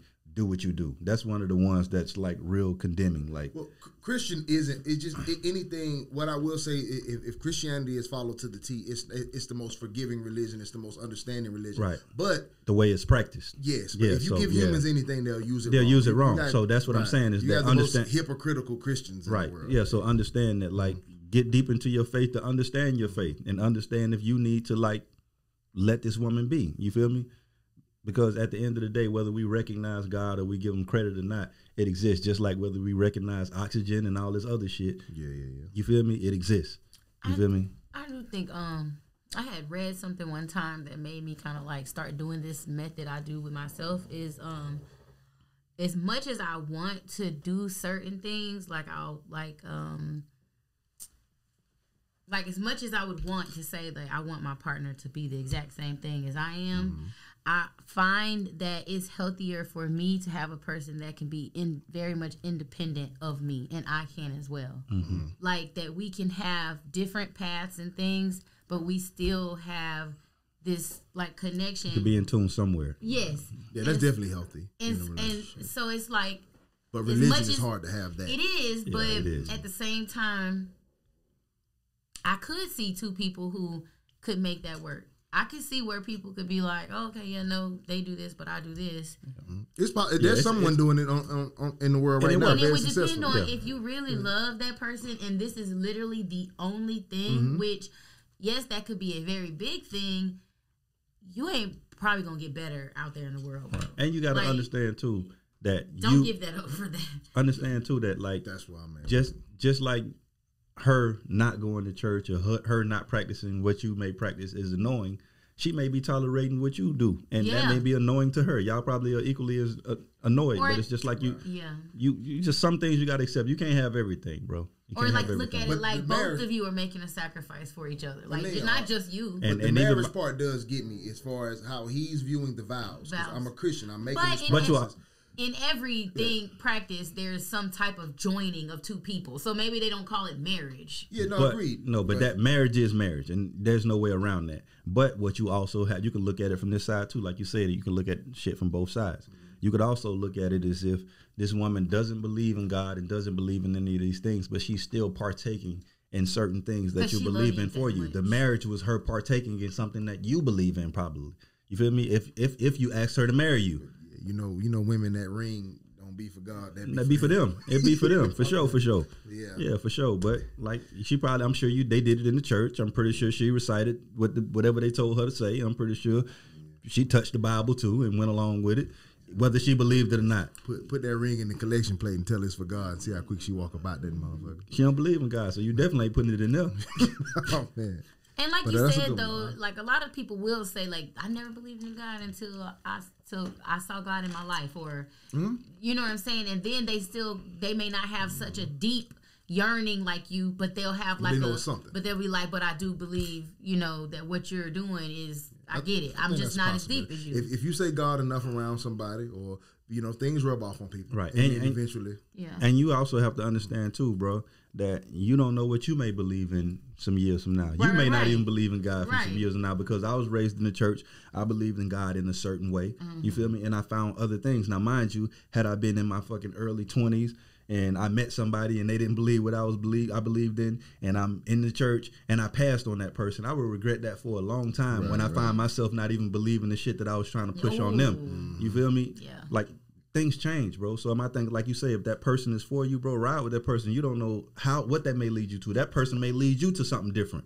Right. They may lead you out of something that you felt like was real into something else. You feel me? Yeah. So. And you just don't want to lose. No, if you got something really, like, there is nothing out here for real. Like, you gotta, you know what I'm saying? Like, things are a little bit. There's some shit out here, though. I hate when people say there's some shit out here. It's just not the shit that people want, and how it's not packaged how people want it to be packaged. I mean, I don't mean like for me specifically. I'm good right now, but I mean like in general. In general, people there's some are good. Having some hard times. People are having hard times because people have unrealistic expectations. Facts. That's why people have a hard time. Yes. There's a lot of fucking great people out here. Y'all, they just don't look how y'all want them to look. They don't make what y'all want them to make. They don't do what y'all want them to do. That's the fucking problem. There's some great people out here. Y'all just don't want to date them. And not just women. I just mean in general. Yeah. And the sadder part about it is a lot of people is you don't deserve the person you're looking for. That's men and women. Exactly. So it is some great people out here, but not for you. They overlooking you on purpose. Right. They hate how you act. They hate the shit you do. They hate the memes you post. They hate you going out all the time. That's why I'm not fucking with you. You look like a disaster. I'm here. I see you, but I don't want that. Right. And what's funny is it's a cycle, because it's like one of those fucking circles. It's because you're ducking him because he doesn't make enough, right? Right? And this man is ducking you because of who you are. You're treating this person like shit. He's treating you like shit. Right. And you in the middle like, I can't find a good man. You feel me? Because you don't want to date down and you don't deserve to date up. Looking at you like Right. Right. And for that guy, his personality and his demeanor, he's looking for some shit that he don't deserve. Right. He wants somebody that's not like you, but the person that's not like you don't want him because his situation makes him act the way he acts. Right. You feel me? Because usually with a man with a certain level of financial ability and you feel me? It comes with a certain arrogance. Yeah, you feel absolutely. Me? And I know a rich man right now chasing women, and every time I be like, bro. Right. You can't get her. Right. But he think now he got a shit ton of money. And I'm talking about a lot. Right. And the type of women that they want don't care about that. Facts. He be showing me pictures and I be like, all right. Yeah, she ain't fucking with you. It's not going, bro. So it's like a circle. And he'll frown up on a woman. Everybody's looking for some shit they don't deserve. You feel me? The man that you're shitting on don't deserve you. The man that you want, you don't deserve. And the woman that he wants, he don't deserve. Right. So it's like we all looking for some shit that we don't deserve. And we think deserve means a certain financial status or a certain look. That don't mean shit. Man. You feel me? That don't mean shit, because a rich man with a poor girl that's good, that's a bad combination. Right. You feel what I'm saying? Because you're not going to fulfill anything that she needs, and she's not going to fulfill anything that you need. You feel me? So it's just like we have to like kind of adjust. We need this app. We need to adjust the shit that we asking for and adjust the shit that we expecting, because we all have unrealistic expectations. And even if it, like I said, even if it's not for you, a lot of people don't understand that you will be a prison to the person of your dreams. If you got the man or woman of your dreams, you would make them miserable. Absolutely. You know what I'm saying? They might be perfect for you. You love the shit out of them. Right income, right look, everything. But you make them miserable because you didn't change shit about yourself. Right. Right. You came in with expectations and had no intentions on looking to fulfill or please or fulfill anything, do nothing. It's just like, take me as I am. You feel me? I'm good like I am. No, you're not. But I need you to be better. That's insane to me. Man of your dreams, you coming in with 2 other kids, baby daddy drama, poorly raised, don't have no religion, love to go out all the time, post wild pictures. And you got a nerve to tell me I'm finna wait for that cat. Boy, you better give it to me like you gave it to them. ASAP. Yeah, don't you dare try to put no standards on me now. Random question though. This is a question for men, but I don't know. You might be in groups of women. Not might be. You are in groups of women, but I don't know if y'all ever discussed this. Is a woman who goes out too often unattractive, and what is too often? Is a woman that is always out unattractive? I mean, to me, or you like, I mean, you mean to me? I'm asking Bone, but you can act. But I'm sure you have an opinion on that. I mean, I feel like it depends on what you mean. Like, if they're going out every single night, like they go to the club every night. No, he's asking you what's too much. Yeah, what's too much? And I can't say what's too much for a man, but like. But what if it is? What is going out too much for a man for you? Is there a limit to how much he can go out? If there's a man you like, but he posts. Well, you got to check your man and be like, all right, now, baby, this too much. What's the too much? Say he clubs every Saturday. Is that too much? No, I don't feel like. I feel like if a person is handling the things that they're supposed to, how they choose to use some of their free time for their own whatever is up to them. Like, so if I club every Friday, Saturday, and Sunday, is that too much? No, if that's what you want to do. So if I club every day, is that too much? If that's what you want to do. It can't be that simple. Come on, now that's the cap right there. Yeah, it cannot be. If you had a man who went to the club every night, like let's say if you date a DJ. That's their job. They're gonna go out a lot. If that nigga don't have to DJ every night. Yeah, if that nigga's DJing every motherfucking night. He DJing some pussy. Yeah, exactly. He scratching some other shit. Yeah. I don't know. Yeah, I don't really be. I mean, I don't know. Tania, come on, man. Ain't no man going out every night on you. Realistically, come on now. There has to be a number. There has to be. And I'm somebody that's all about freedom and doing what you want to do, but ain't no woman going out every night on me. Like, bruh, no. And ain't no woman gonna want no man who go out every night. I'm just saying, I just don't. Okay, I can't answer that. Then that's why I said I can't answer it, because like I ain't never had to deal with that. Like, I mean, my ex would go out, but I mean, I didn't care. Yeah, but it's hypothetical. Hypothetical. It's not personal. What do you think would rub you the wrong way? Is there a number? Like I said, if they weren't giving me the time I want, then it wouldn't work for me. But like, as long as I'm getting the time I need, they go out every night. You can't get the time you need of somebody going out every night. Well, that's what I'm saying. I don't think they would do it every night. Even if you could, if they handled you well all goddamn day to 10 o'clock and they clubbed every night, you not fucking with that.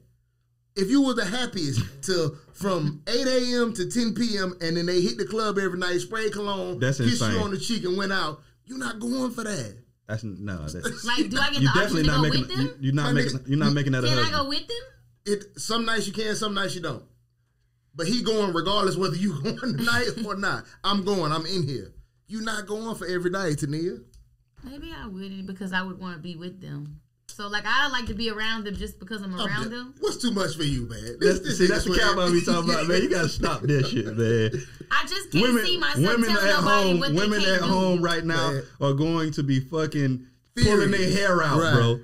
They're going to be pulling their hair out. Women tell men what to do all the time. Right. Y'all are not uncomfortable with that. Well, that's what I say, is as long as I'm getting my time. So, like, if they're giving me my time, they can't be going every night, because I need my time. That's why I'm asking you, what do you think would be too much?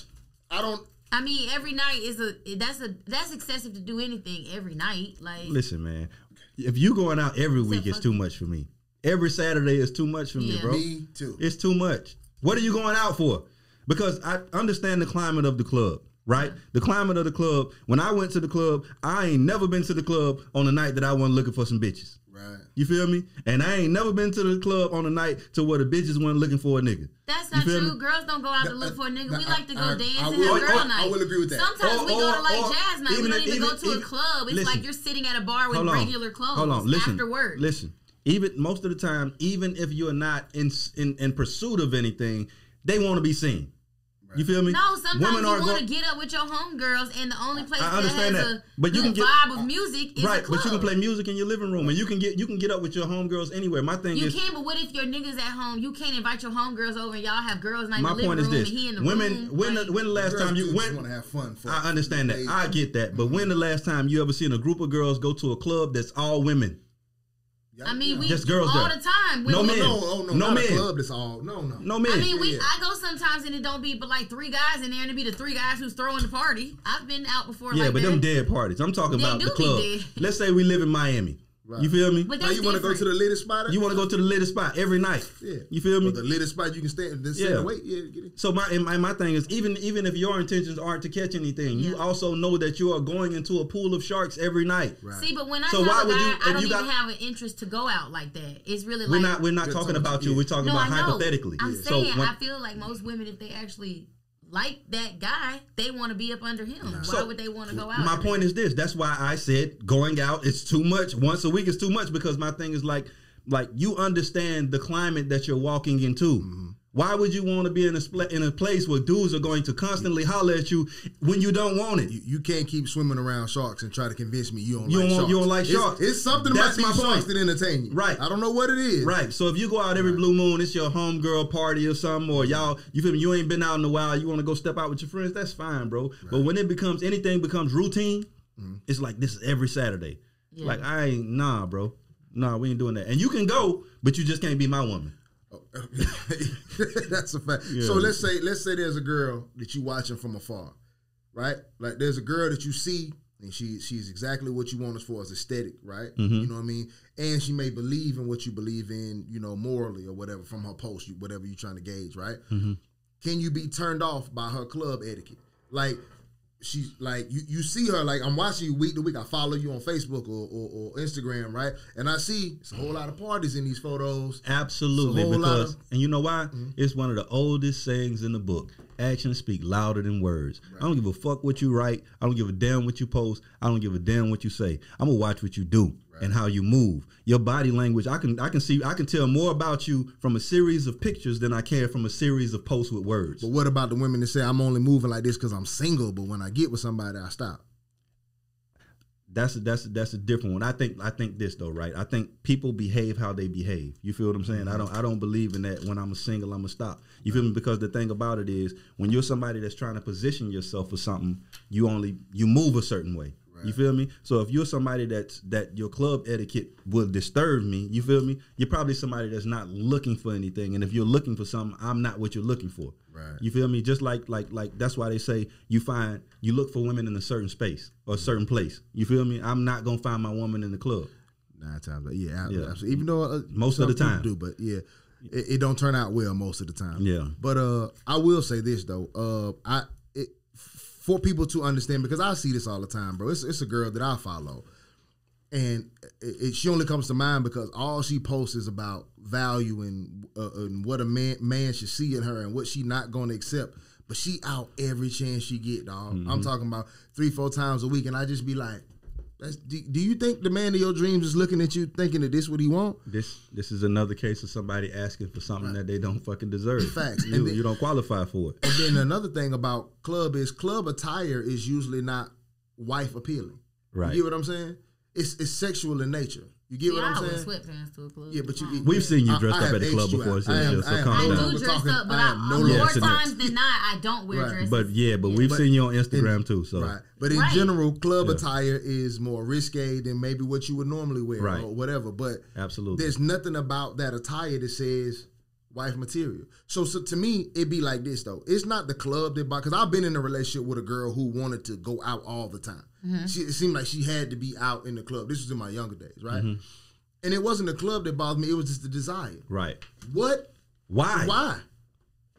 You feel I'm me? just so confused. But now that she older, when I end up getting back in touch with her and we had a friendly conversation, one of the first things she was like, yeah, I don't go out like I used to. Nigga, why? Why? Now you realize wasn't nothing there. So my thing is, when I was younger and I was telling you that was a problem, you get what I'm saying? So it was the desire. What did you want to go in there for? I get that sometimes you just want to have a good time. I like to go out and just have a good time. But it's got to be something you getting out of this situation, even if it's just to be seen or desiring attention. And that in itself, it don't like. I think it's highly unattractive for a woman to go out. And we're not telling women what to do. If you're single, do what you want to do. Or go find a man who accepts it, but 9 times out of 10, he just accepting it to deal with you. He keeping quiet about it. I wouldn't like once a month. I mean, not once a month, excuse me. I wouldn't like once a week. You get what I'm saying? I just don't understand why my girl need to be in the club every Saturday, or a girl, period. But I guarantee you, because you go out, you probably defend it because you go out frequently, I'll say. But you say frequently? But there's familiar. I think I post more. I save pictures and post more than people think, but not frequently. I go with my homegirls frequently, but we don't actually go in the club unless it's big parties. Like, you know what I'm saying? We go to certain parties. And it's generally parties that I'm promoting for as well. Or like but they're familiar faces when you go out. I guarantee you right now, today Wednesday, but I guarantee you right now, you can say some names in your head that you know going to be out this Saturday. Mm-hmm. You know, like in your head, if you had to guess right now, somebody said for $1 million, give me one name that's gonna be out Saturday. I bet you can give me one. Mm-hmm. Yeah, but they throw in the party, so does that count? I bet even if erase that person. Now give me somebody you know you just gonna see. That every night I step out, I see them. I can say a name right now from a girl who was back in the day that was always out. I know a nigga who was always out. Mm-hmm. I know somebody right now who gonna be out and I don't even go out. All right, I could tell you who gonna be out too. And I ain't even there. But I know when I do come, I'm gonna see them. Facts. Yeah, I might come out twice a year, but I'm gonna see them both times because they there consistently. Let me tell you one of the wildest stories, bro. No lie. Before I moved to Atlanta, I went to a club down here, bro, and I sat on this little spot. I went to Intermissions, downtown, right? Mm-hmm. So that's like the little pregame before you go to Seville, right? So I was sitting on this little stool by the jukebox machine, right? That was the last place I was in Pensacola before I went to Atlanta, right? I hadn't been out in Pensacola since I was living in Atlanta. I would go offshore to Atlanta, to Orlando to see my daughter, back to Atlanta, back to New Orleans, I'm gone, right? Skipped over Pensacola for about 4 or 5 years, okay? Cool. When I finally moved back, I went to Intermissions. Do you believe I sat in that same spot, stool, seeing that same person? I saw the same person, and the first thing they said was, "Damn, the last time I saw you was right here." Right. And I thought that shit blew my mind. That post, boy. I was like, "You still here?" It never left. I saw the same exact person. He said the same exact shit, and I was like, "That's wild as fuck." That just seems like such loser activity. Man, that shit was so wild. That shit, and not to call anybody that goes out all the time a loser, but it just feels like loser activity, bro. It's just like, bro, what else do you have going on, like, in your life, bro? Because, like, there's no way I could be here every week faithfully. When you know the bartenders, they know your drink, you feel me? They know what pool table yours, they know what you feel me? Like, bro, everybody know you by name, bro. That's a little weird to me, bro. You skipping the line and you ain't really important. I think a lot of people like to be known, though. Like, that's what it is. Everybody wants to feel important somewhere, and I think the club is important for a lot of people. Like, this my spot. They know me in here. I know the bartender. These my people. I think some people are entertained by that. Yeah, but if being important to those people are more important than being important at home, you got some issues. Well, speaking of female hoochies who go out all the time, how you feel about the female future, Lori Harvey? I mean, I think she's 25 and she's dating, and I don't see why everybody is acting like she has to say yes to somebody saying, "I want to marry you." Like, here's the thing. My friend, one of my homegirls, I put it in the group, one of my homegirls, or I'll just say Mia. Mm-hmm. Mia was like, she's stupid. Mia, clear. First off, she was like, stupid as fuck. I said, she's not stupid. She's 25. And she was like, I would never. I fuck with you, Mia. She's stupid. Go ahead. She was like, I would never publicly date somebody that I had no, like, idea to long-term commit. And I said, you've dated people before that you aren't with right now. So what you mean? And she was like, but I had the notion to do that long-term. I said, but you knew from jump you didn't want to marry them. She's like, right. So if they would have proposed to you or said, hey, sit down when we get married, what would you have done? Mm-hmm. She was like, okay. I see what you mean. Because that's what I'm thinking about. It's like, what if they were good? Lori was good, everything was good, and then Mike was like, I really want to lock this down. Like, he keeps saying it. And she finally is just like, you know what? I don't see myself marrying you, so what do we do from here? Right. And they decide to leave because she says, no, that's not what I want to do. And he's 35 and she's 25. And she's been raised by the man who gave us Steve Harvey's book. She don't follow none of that though. But I'm just saying, she's got her dad was a kingpin. Her mom found another guy. Like, she's probably been told by her mom so long, like, if it ain't what you want, don't. Her mama was taught to chase the bag, but that's the. I mean, that could be true, but all I'm saying is from my standpoint, my opinion on what she's doing. You're supposed to date, and if you don't like the person anymore, just because they're offering you something that you don't even want, why are you obligated to stay just because you was with them for a year and they did a lot of things to romanticize you? I didn't force you to say, do all this shit with flowers and candles. You did that because you wanted to obtain me. You obtained me. I ain't like you here. I left. Or they said they mutually agreed because she didn't want. Well, once she turned the proposal down, nigga, that's it. We gonna mutually agree to separate. Right. So I'm saying, but why is she wrong for knowing that she doesn't love him enough to do that? You want to go or want me to answer that question? I'm gonna let you go. I'll go after you. Okay. She's not wrong for that. Her backlash is not necessarily coming from her move directly. Her backlash is coming from the fact that most women champion her as a goal. They champion her decisions as what we should do. They champion her moves as if they want to follow that space. So we hear a lot of women championing what she is doing, and this is how a man should treat you, and this is how whatever, because they were relationship goals at one time, right? So we hear all these women with their expectations, and then now it's like, okay, so so it's not necessarily at her, but the women of the culture of women that follow her. It's like, oh, see, here y'all go, y'all talking about goals, and now you get a nigga to do all that shit. Now look at you. Now you just want to go out here and run the streets. So it's just, I told you, men look for ways to get back. You get what I'm saying? Because we take so many L's in conversations and shit like that. So I think that's where her backlash is coming from directly. It's not necessarily her, but the cult following that she has that champions her move. She picking people in her bracket of she feels like it's her level of money or whatever. It's kind of her fault, but go ahead. It is her fault. First of all, 40-year-olds following a 25-year-old. First of all, she's not famous. First of all, she's not talented. First of all, she's the stepdaughter of Steve Harvey. Her mother married into some money, right? I don't think that's his actual. Yeah, no, it's not. He adopted her. Yeah. Okay, cool. So now you are moving. This is the same woman that went from, if I'm not mistaken, Diddy's son to Diddy. Or Diddy from Diddy to his son, one way or another. Right, one way or another, right? Okay, cool. This woman is, I've always said this in general, if you've managed to find to date 2 millionaires, then you purposely seeking out money. You know how hard it is to find a millionaire. You get what I'm saying? So she's moving around in these circles, they passing this person around. But people is now trying to champion her as like, no, you go girl type shit. It's no only difference between Sierra and her is that she's 25. You get what I'm saying?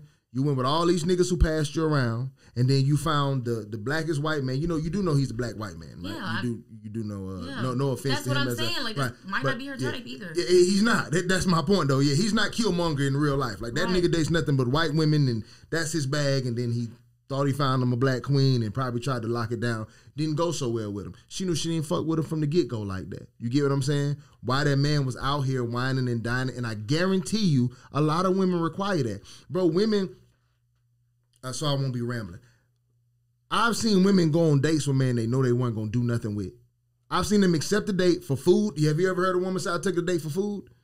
Right? I've seen women, you ever heard that? Yeah, I'm saying like, what I'm saying is, date doesn't women presumptively say I'm gonna fuck. So no, what else is the date? No. There are women that know that I don't want shit to do with this man. Period. Oh, okay. There's nothing he could ever do, but I want this free food tonight. You get what I'm saying? Yeah, she's not even weighing the options. Gotcha. I know I don't fuck with him. He will never get no pussy, but he gonna take me on this date. I'm going with it. Right? Cool. So there are women who know for a fact that you aren't the type for me, but because of whatever other agenda I got, I want you to wine and dine me. Whether it's sometimes it's to prove that they ex something. Yeah. I want to show the last nigga what he missing out on, so I'm going to let you wine and dine me. But you know you never had no purpose for me, bitch. Okay. You get what I'm saying? So it's one of those type of moves. She knows she never had no purpose. She didn't just figure out today that she wasn't really rocking with him like that. But yet, all of your posts showed a loving, happy relationship with this man everywhere you went. You're sharing his stardom. He's the star. This man is the top black actor in Hollywood. You get what I'm saying? He is the star, not Lori Harvey. You get what I'm saying? We know her because of the people she has fucked, only. I'm saying like. So what I'm saying is you enjoy his star. Them red carpets that you was on, them places that you went, it's because you're with this man and you knew you didn't want shit to do with him, but you let him flaunt you off like that because that showed them other niggas who did you a certain kind of way. Look at me now type shit. You get what I'm saying? So like I said, again, her backlash is coming from the cult, but her infamy, what she has obtained, she did that to herself. She chose to fuck them niggas in them circles like that. How do we know she just started realizing, okay, like, but what if she really from did? Her moves. No, yeah. What if, like, when she started with Michael B. Jordan, whatever, because, you know, for a couple months, people aren't them exact self. There's very rare people who are themselves with other people. Facts. So what if he was this way that she was attracted to? You can't fake that. If you into real niggas, a square rub you can't fake that. Is true, but she don't look like she picks based off real niggas. She just no, picks. but when I say real nigga, I just mean like a type of moxie, a move or whatever. Like, you know, Future's her move. You can't go from Future to Poindexter. If you like this kind of move, you can't date YG and then turn around and date Carlton Banks. You get what I'm saying? It's something there's some wire that's gonna rub you the wrong way. You get what I'm saying? So he can't fake that. Her moves might, and I'm not saying that she wants a killer nigga or nothing like that, but she likes some more of a swaggier type dude. This was the opposite. Go ahead. Nah, I don't feel like she did anything wrong at all. And I'm gonna say it because of this.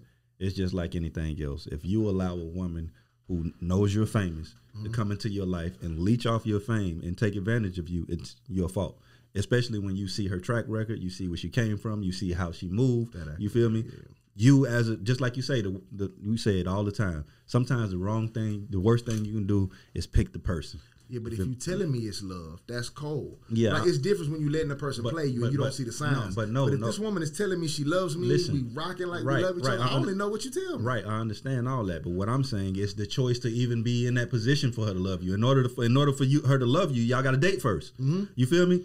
You shouldn't have picked that to date. You feel me? Agreed. But every woman got a story. When you meet a woman, every man has met a woman that was a victim, and then you dated her, and you like, oh shit. I'm sure you had. I'm sure you had a baser sell you something, and there was a story behind it. Yeah. It's a baser. Yeah. I don't give a fuck about the story. Right. You feel me? I want to buy the goods that you got. I know this iPad was legit. Right. I know it ain't legit. So it's the same thing with him, bro. Mm-hmm. When you seen that woman, for one, you're 35. This is a 25-year-old woman. On top of being a woman that you clearly see her dating patterns. Mm-hmm. She's 25. Those dating patterns aren't going to change anytime soon. They may change at some point. Right. You feel me? I'm pretty sure just based on like I would find it superhead dating patterns. I want to go research her mom and watch her mom's patterns and see how that works. Probably really similar. You feel what I'm saying? Probably really similar. But her mom married Steve Harvey. They both were older. Mm-hmm. You feel me? So it's like when you get to an age to where now she had Steve early. Steve left her ass when did some other shit. Right. He came back. Right. Yeah, but what I'm saying is my point. I'm sure they weren't in their 20s. Right. You feel what I'm saying? So what I'm saying is that when a woman, because there's gonna come a time to where the Lori Harvey effect wears off a little bit. You're getting a little older. You got to sit your ass down somewhere. Oh, it's about dead. They don't realize that light shining too bright right now. It's about dead. So my point is that's the time Michael B. Jordan was supposed to step in and save her. Like, bro, allow these young women to run their course, bro. Like she's still 25, regardless of what we say or whatever. And on top of that, I will agree with Tania on this is that, bro, I don't know the inner workings of how their relationship was or how he was, because a lot of the times you can appear real angelic in your relationship, but you can be a monster behind closed doors. Oh yeah, I'm not at all saying that this. Right. I'm not. So my point, my point as far as like her, what I'm saying is she knew that far before the marriage proposal, right? That she wanted up out of here, right? But the thing about it though, bro, is like when somebody dates you for that reason, they're in it. Like if I'm in it to ride your star, I'm gonna ride your star until it burn out. Right. Like I'm not coming in here to catch feelings for you or to fall in love with you. Mm-hmm. I'm coming in here to ride your star.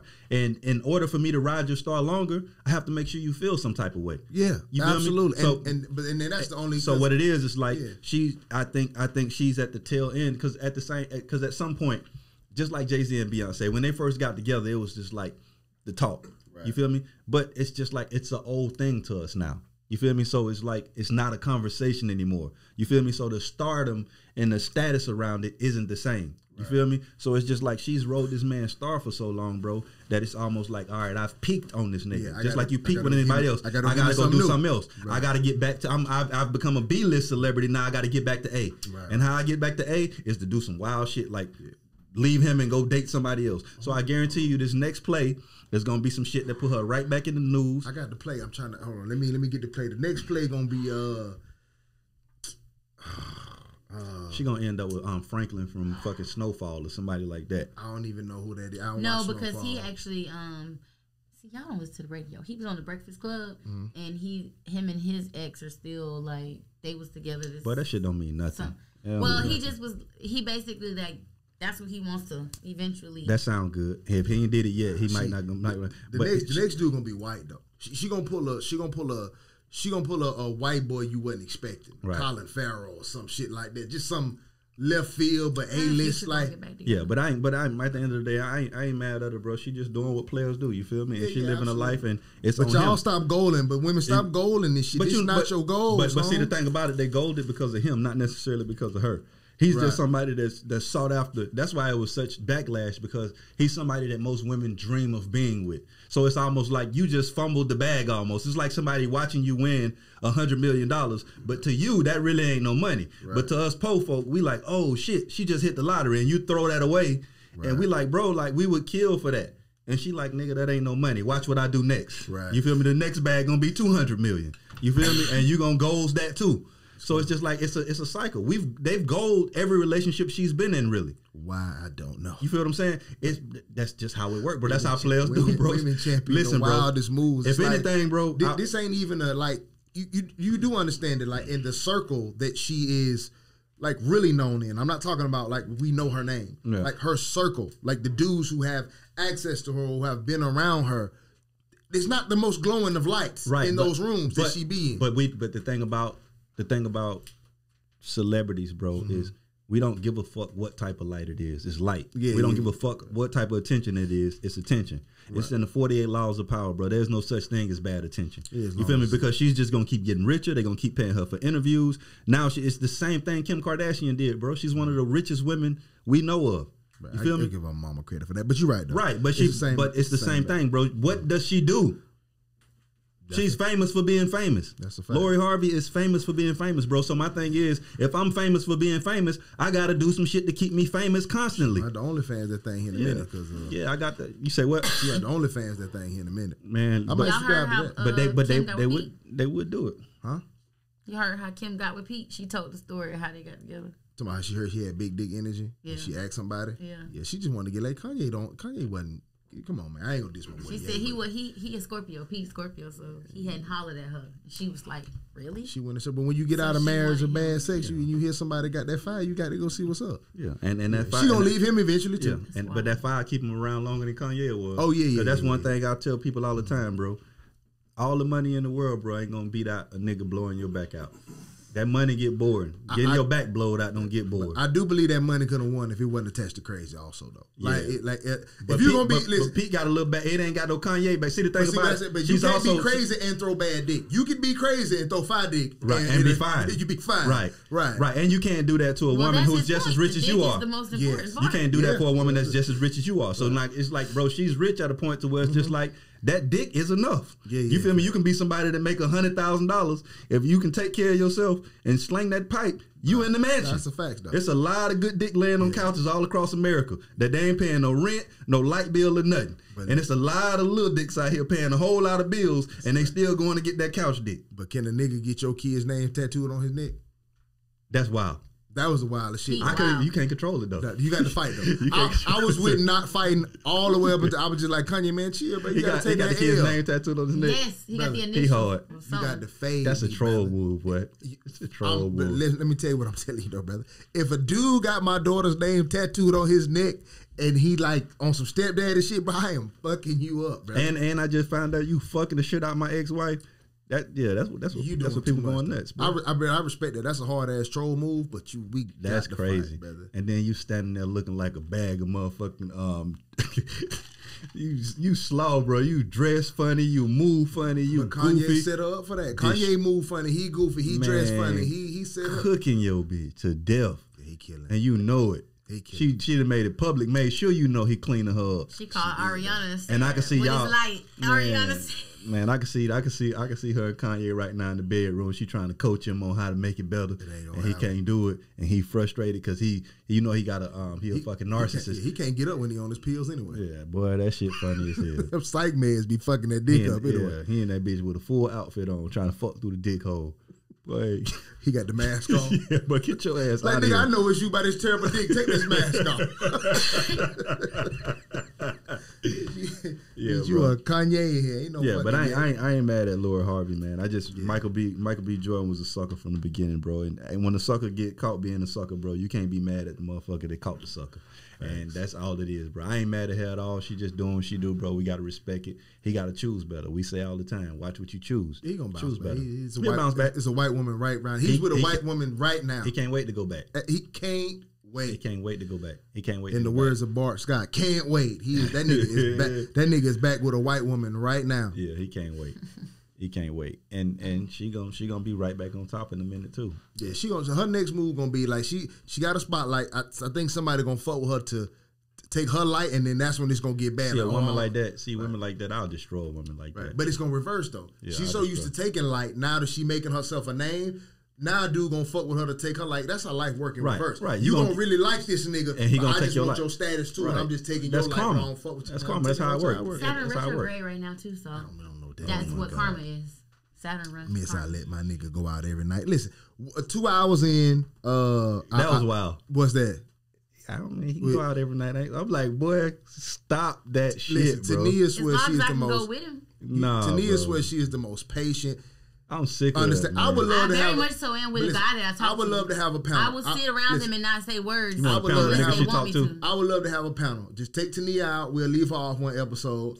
And I want your ex in here, and I want 2 dudes that you done been with at any point in time. You can pick them, and I just want to interview them on what it's like to be with Tania. And I bet they don't say none of that you saying though. I bet none of them. I'll set it up. Huh? I'm that confident. I'll set it up. Bet. And they not gonna say none of that. You would be surprised. I swear on my. But that coochie got to be trash if you that patient though, and the nigga just. That's like, what she don't Not realize. at all. That's how I know you ain't patient. Not at all. Okay, Not think at about all. this. That If amount you of had- patience come if with you trash had coochie. You can't have 5 pussy if you and had patience. 5 pussy, great head, patient, understanding, loving. Why are you single? You wouldn't even be here. Because I'm clingy when I like a nigga. A nigga don't mind you being clingy when you all that. You When can they cling like all you me, want. no, but I was married 10 years. Y'all act like I've been out here dating. I talk to somebody currently. That's it. But you also said that the person you married to was a shitty husband. A shitty husband, that motherfucker ain't being shitty today. Well, it was like other shit. It was stuff that aroused, but at first it wasn't. It was If a nigga could go to the time. club every night, it can't be nothing that annoys you. There's other things that Like happen. what? Okay, give me Please. the note. Yeah, give me one before we go. What? What annoys you? What annoys me? Yeah, what annoyed you? Yeah, actually. It was how he spoke to me. That was it. It wasn't anything else. So that was the only thing that broke y'all up. Yep. Because I grew up verbally abused. So one thing about me is words of affirmation. See So how you can hide behind something. Like some things I can't even. I want No, to debate like, that, but okay, for instance, you hid like- behind a cloak. I can't. Yeah. That's No, like the I'm little, just you know, like, the little okay, Cape like, Doctor for Strange instance, got. like, You turn when around. you say little stuff about me and then you be like, why? You know what I'm saying? No, I'm It's just not that big saying, of but a when you deal. say that like When abuse, she people- be like, "Fuck." He let it be legit. He didn't argue with it. He let it be legit. I'm just I like, mean- I can't. Yeah. It's just, you know what I'm saying? And that was one of the things that I tell people up front. I up front say, But why I does can't take you talking to me but crazy. why does somebody feel the need to talk to me somebody crazy? crazy that's so patient? Like I've never found myself in a position where I feel like I I'll need tell to you, talk to a patient I'll tell motherfucker you crazy. when a situation would arise. Like, I'm not perfect in by any means, but like I said before, is I would never speak up. So they wouldn't know that this is even bothering me until I can't take it no more. So then it's like I just... So we want to know what bothered you to initiate him So, talking to you okay. crazy, because For I'm instance, saying that when it it seems like first nothing started- bothers you. When it first started, it was like little shit. Like, let's say, okay, I do hair. So let's say that I said, okay, I'm going to be done at 9 o'clock. But hair, sometimes the color go wrong, the shit, and I wouldn't be done till midnight. Right. Mm-hmm. That would start an argument because it would be like, you know, I had shit to do, and you said you're going to be done at 9, and you keep saying 30 and 40 more minutes, but he's not understanding while I'm there, this crazy bitch is like, well, can I change this? Can I change that? Well, just tell me you don't know when you're going to get home. Well, and if I... Stop having me waiting 30 minutes and then texting me, listen, I'll be mad. 30 more, 30 No. more, 30 more. I'm like, man, but then, listen, okay, let's say I'm I hot do too. say I can't tell you an exact time. Then it's like, Yeah. the fuck you mean you can't tell me an exact time? Like, what I can't take that type of harsh talking to me I'm for joking, but I feel something you though, yeah, you that might- I'm at work making money, and I'm making hella money. Yeah, and maybe I'm you standing should on let- my feet all day. You know People- what I'm saying? Maybe you People should mis- let a nigga go to the yeah, club pe- every night, so you ain't got to worry Oh, about man. that. People that's mistreat what good that's people all the what time, so I I can agree that, but I still don't believe that That's you're just cap. the though. most It's still cap. patient, the I most only had understanding. like 3-4 I real find it hard to- relationships And every single one, I only left for something that wasn't even crazy. I find it hard to believe that you're not talkative. I find that the most hard to believe. No, I am but no, if I'm around a guy I like and they're busier, let's say, I will shut the fuck up and sit there forever until they talk to me. You probably do the weird shit like stay here on my side. You ever had a girl quiet? No, I just sit there. I don't just sit there. Tania? What? No, because people that I talk to, they talk a lot too when they can. So if they're not talking to me right now, I know it's because they're busy, and I'm not going to do anything. Answer this: what do you do wrong in a relationship? What do you think? What do you think annoys men with you? Like, what would make you not so perfect? Because like when you I know what it is. When you explain like what you are and who you are. When you explain what you are and who you are, I'm just like, bro, like I would like to build somebody like her. Like, what does she do wrong? I do a lot of things wrong. Like, please tell me. So, for instance, okay, this sounds crazy, but it can be annoying, over pleaser. So a lot of I hate this nigga, man. No, that's like a job interview where they say, well, what do you do wrong? I work too hard. I don't mean it like that. Boss, to be honest with you, I just work too hard, man.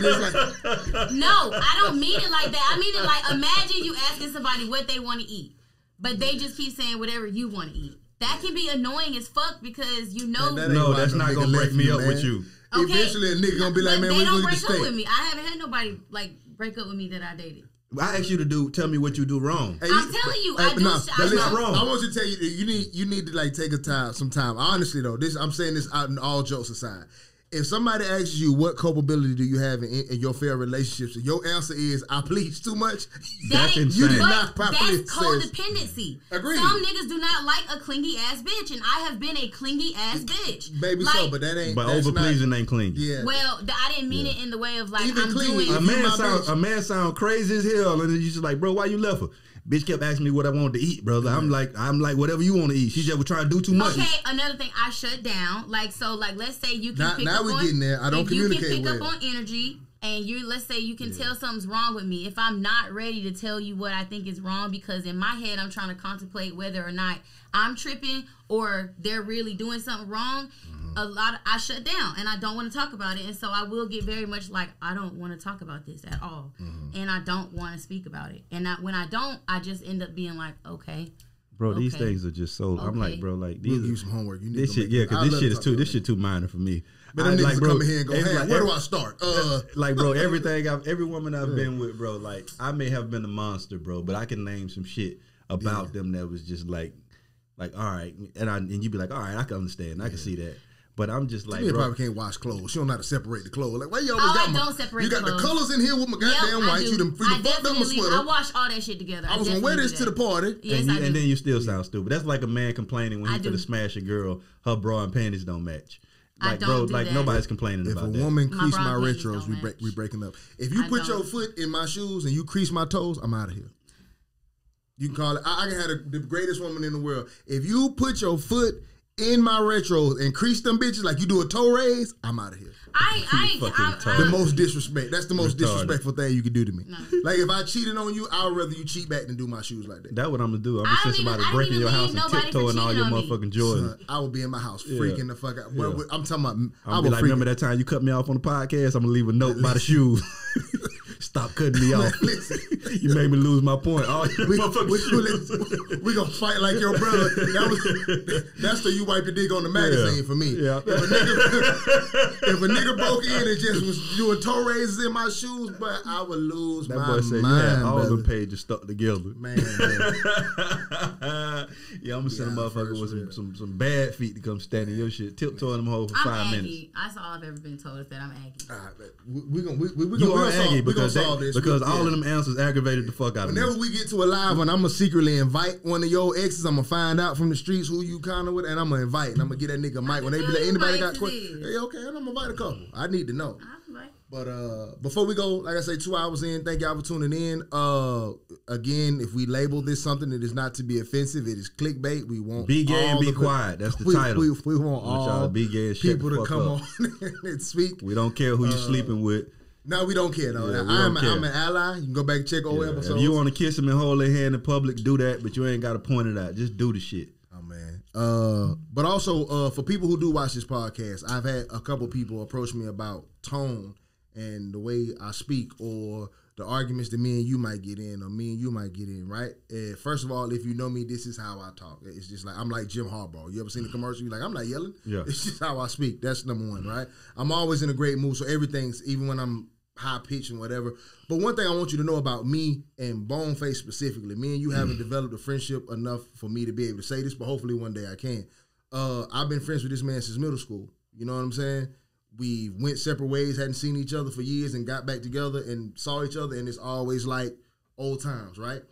Me and Boneface, one of the things that work well for us is that we can compartmentalize. It's a sign of intelligence, right? Meaning I can fall out with you in this area, or I can disagree with you in this area, or I can completely not respect your opinion in this area, but it don't make me look at you no difference as a person, because your core values, your loyalty level, your friendship level are things that I respect. That's how it is, my homie. I do not believe that you can fall out with people who are really your friends. Correct. People who say, I fall out with them all the time, or I cut them off, you the problem. Right. Right? So even if one day me and him decide that we can't do this podcast no more, right? And they say, hey, bro, we just can't work together. We ain't good in business, whatever the case may be. If that nigga posts an album the next day, I'm going to share it. It has nothing to do with the friendship outside of this thing. We can have a drop-dead argument and go outside and talk for an hour when all y'all pull off. You get what I'm saying? So more people need to be like that. A lot of people, friendships are based on if we share the same opinion. A lot of people only fuck with each other, only date each other if we agree. We got the same political views, if we got the way, and that is a sign of a lack of intelligence. You have to be able to compartmentalize. That man is his own human being. He don't have to think like me. Life is giving him his own experiences. Life is giving him his own blessings that have nothing to do with me. So we're going to feel different ways about different things, but that is not contingent on our friendship. So when you see us going there in the heated debate, when that shit's over, we don't take that shit outside. That really don't, y'all. We don't even take that shit from topic to topic. For sure. Right. So even in real life, if it's a woman that get involved, if it's something, the only thing that can happen is she could just cut herself off. Because at the end of the day, me and him gonna rock even if we disagree. Even if we disagree for the moment, be like, man, that shit was crazy, dog. You shouldn't have did it, blah, blah, blah. But we still gonna be homies.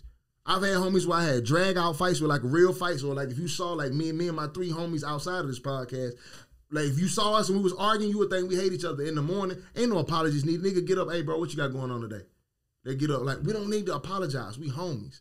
So even when you we had a little issue that we won't get into in the podcast, but you send an apology, I ain't even respond because I wanted to tell you on the show, bro, you don't gotta apologize here. People disagree, people have issues, people whatever, but you my sister. I fuck with you. Even if something go wrong, I'm still gonna fuck with you. Even if this don't go right, or you move on, or you decide not to, I'm still gonna fuck with you. You don't have to apologize. People go through ups and downs. That's, to me, that's for fake friends. Now, if I do something to hurt you and I see that you really fucked up, I'll apologize because of your level of hurt. But you don't ever gotta feel like you sorry to me. You understand what I'm saying? By the way, you helped me realize I've grown a lot. I hate being ignored. That's one of the things I hate. Like, I just don't like to be ignored. And you didn't respond. I was like, yeah, because I was nothing to respond to. I wanted to tell you in person. but I grew. Whatever. I didn't say nothing. So just for the record, if you watching this, because people be like, man, I hope y'all, how two alpha males gonna have a show together, and I hope y'all ain't beefing. Like, bro, what beef? We don't know what the fuck. We don't know what you talking about. Yeah, no, bro. This conversation, we gonna argue. We argue about basketball, about anything, life, about women, any fucking thing, and it ain't gonna make no big difference. And like you say, bro, like you. This happens with family. This happens with friends. You're gonna fight with your family. You're gonna fight with your friends. But what makes y'all family and friends is that you don't hold on to shit and you keep it moving, and nothing is personal. What you ain't gonna hear in us in a debate or anything is anything ever get personal or no shots being taken. Right. That's not what you're gonna hear. You're not what you're gonna hear. We just gonna argue about what we argue about, and we gonna go about our business. And we don't agree on a lot of shit, and that's okay. You feel me? That's why we started the shit. Exactly. Not to so agree. we can fucking get on here and debate and argue with each other and probably yell at each other sometimes, and that's okay.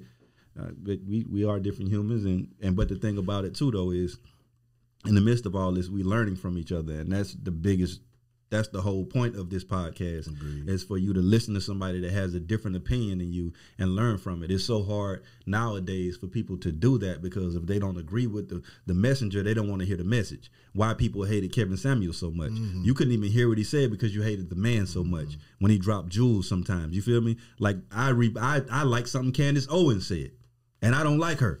Yeah. You feel me? But I'm smart enough to listen to her because everybody ain't wrong about everything and everybody ain't right about everything. That's a fact. You feel what I'm saying? Mm-hmm. I'm never going to be right about everything, but I ain't wrong about everything either. You feel me? And the things that I truly feel like I'm right about, I'm going to stand on them. And the things that he feel like he's right about, he's going to stand on them. And that it is what it is. Right. But yeah, we just all here to learn from each other, man, in the heat of debate. And if y'all should take something from that. You feel me? Don't ever watch this shit, because I know with a lot of TV shows or a lot of podcasts and shit like that, people will adopt a person that they like on there and roll with everything they say, no matter what it is. Facts. And they don't even want to hear what the other person has to say because they person didn't say it. Exactly. And that's not what you do. Yeah. Yeah. And if we debating about something, it don't do you no good. Like, had a conversation at home, sure. You can pick a side at home, but don't fall out with each other at home about it. Or don't think we fall it. Y'all still be on what we talking about on the podcast, and we sharing Instagram pictures like, bro, what you think about her? She fine? We didn't completely forgot about everything. I'm like, damn, what they think we beef about? Yeah, exactly. Yeah. We sending memes and laughing, but that Genuine with the chair took me out of here, for the record, though. That shit was hilarious. Man, Who thought to do that? Some kids, I bet, a 16-year-old. I'm gonna put some furniture. You know in how it, sometimes somebody send you something and you don't actually laugh, but you can see it's funny, so you sit back and smile. No, I be cracking up. Nigga, I laughed. Yeah, me too. That shit was hilarious. I laughed out loud, man. Hey, but shout out, thank y'all for tuning in. This is Adam 12 Taylor. This is the Anxiety Issues Podcast. Here with my brother Boneface, the Boneface Inc., and the talented hairstylist Tania Greedy Monroe. Until next time.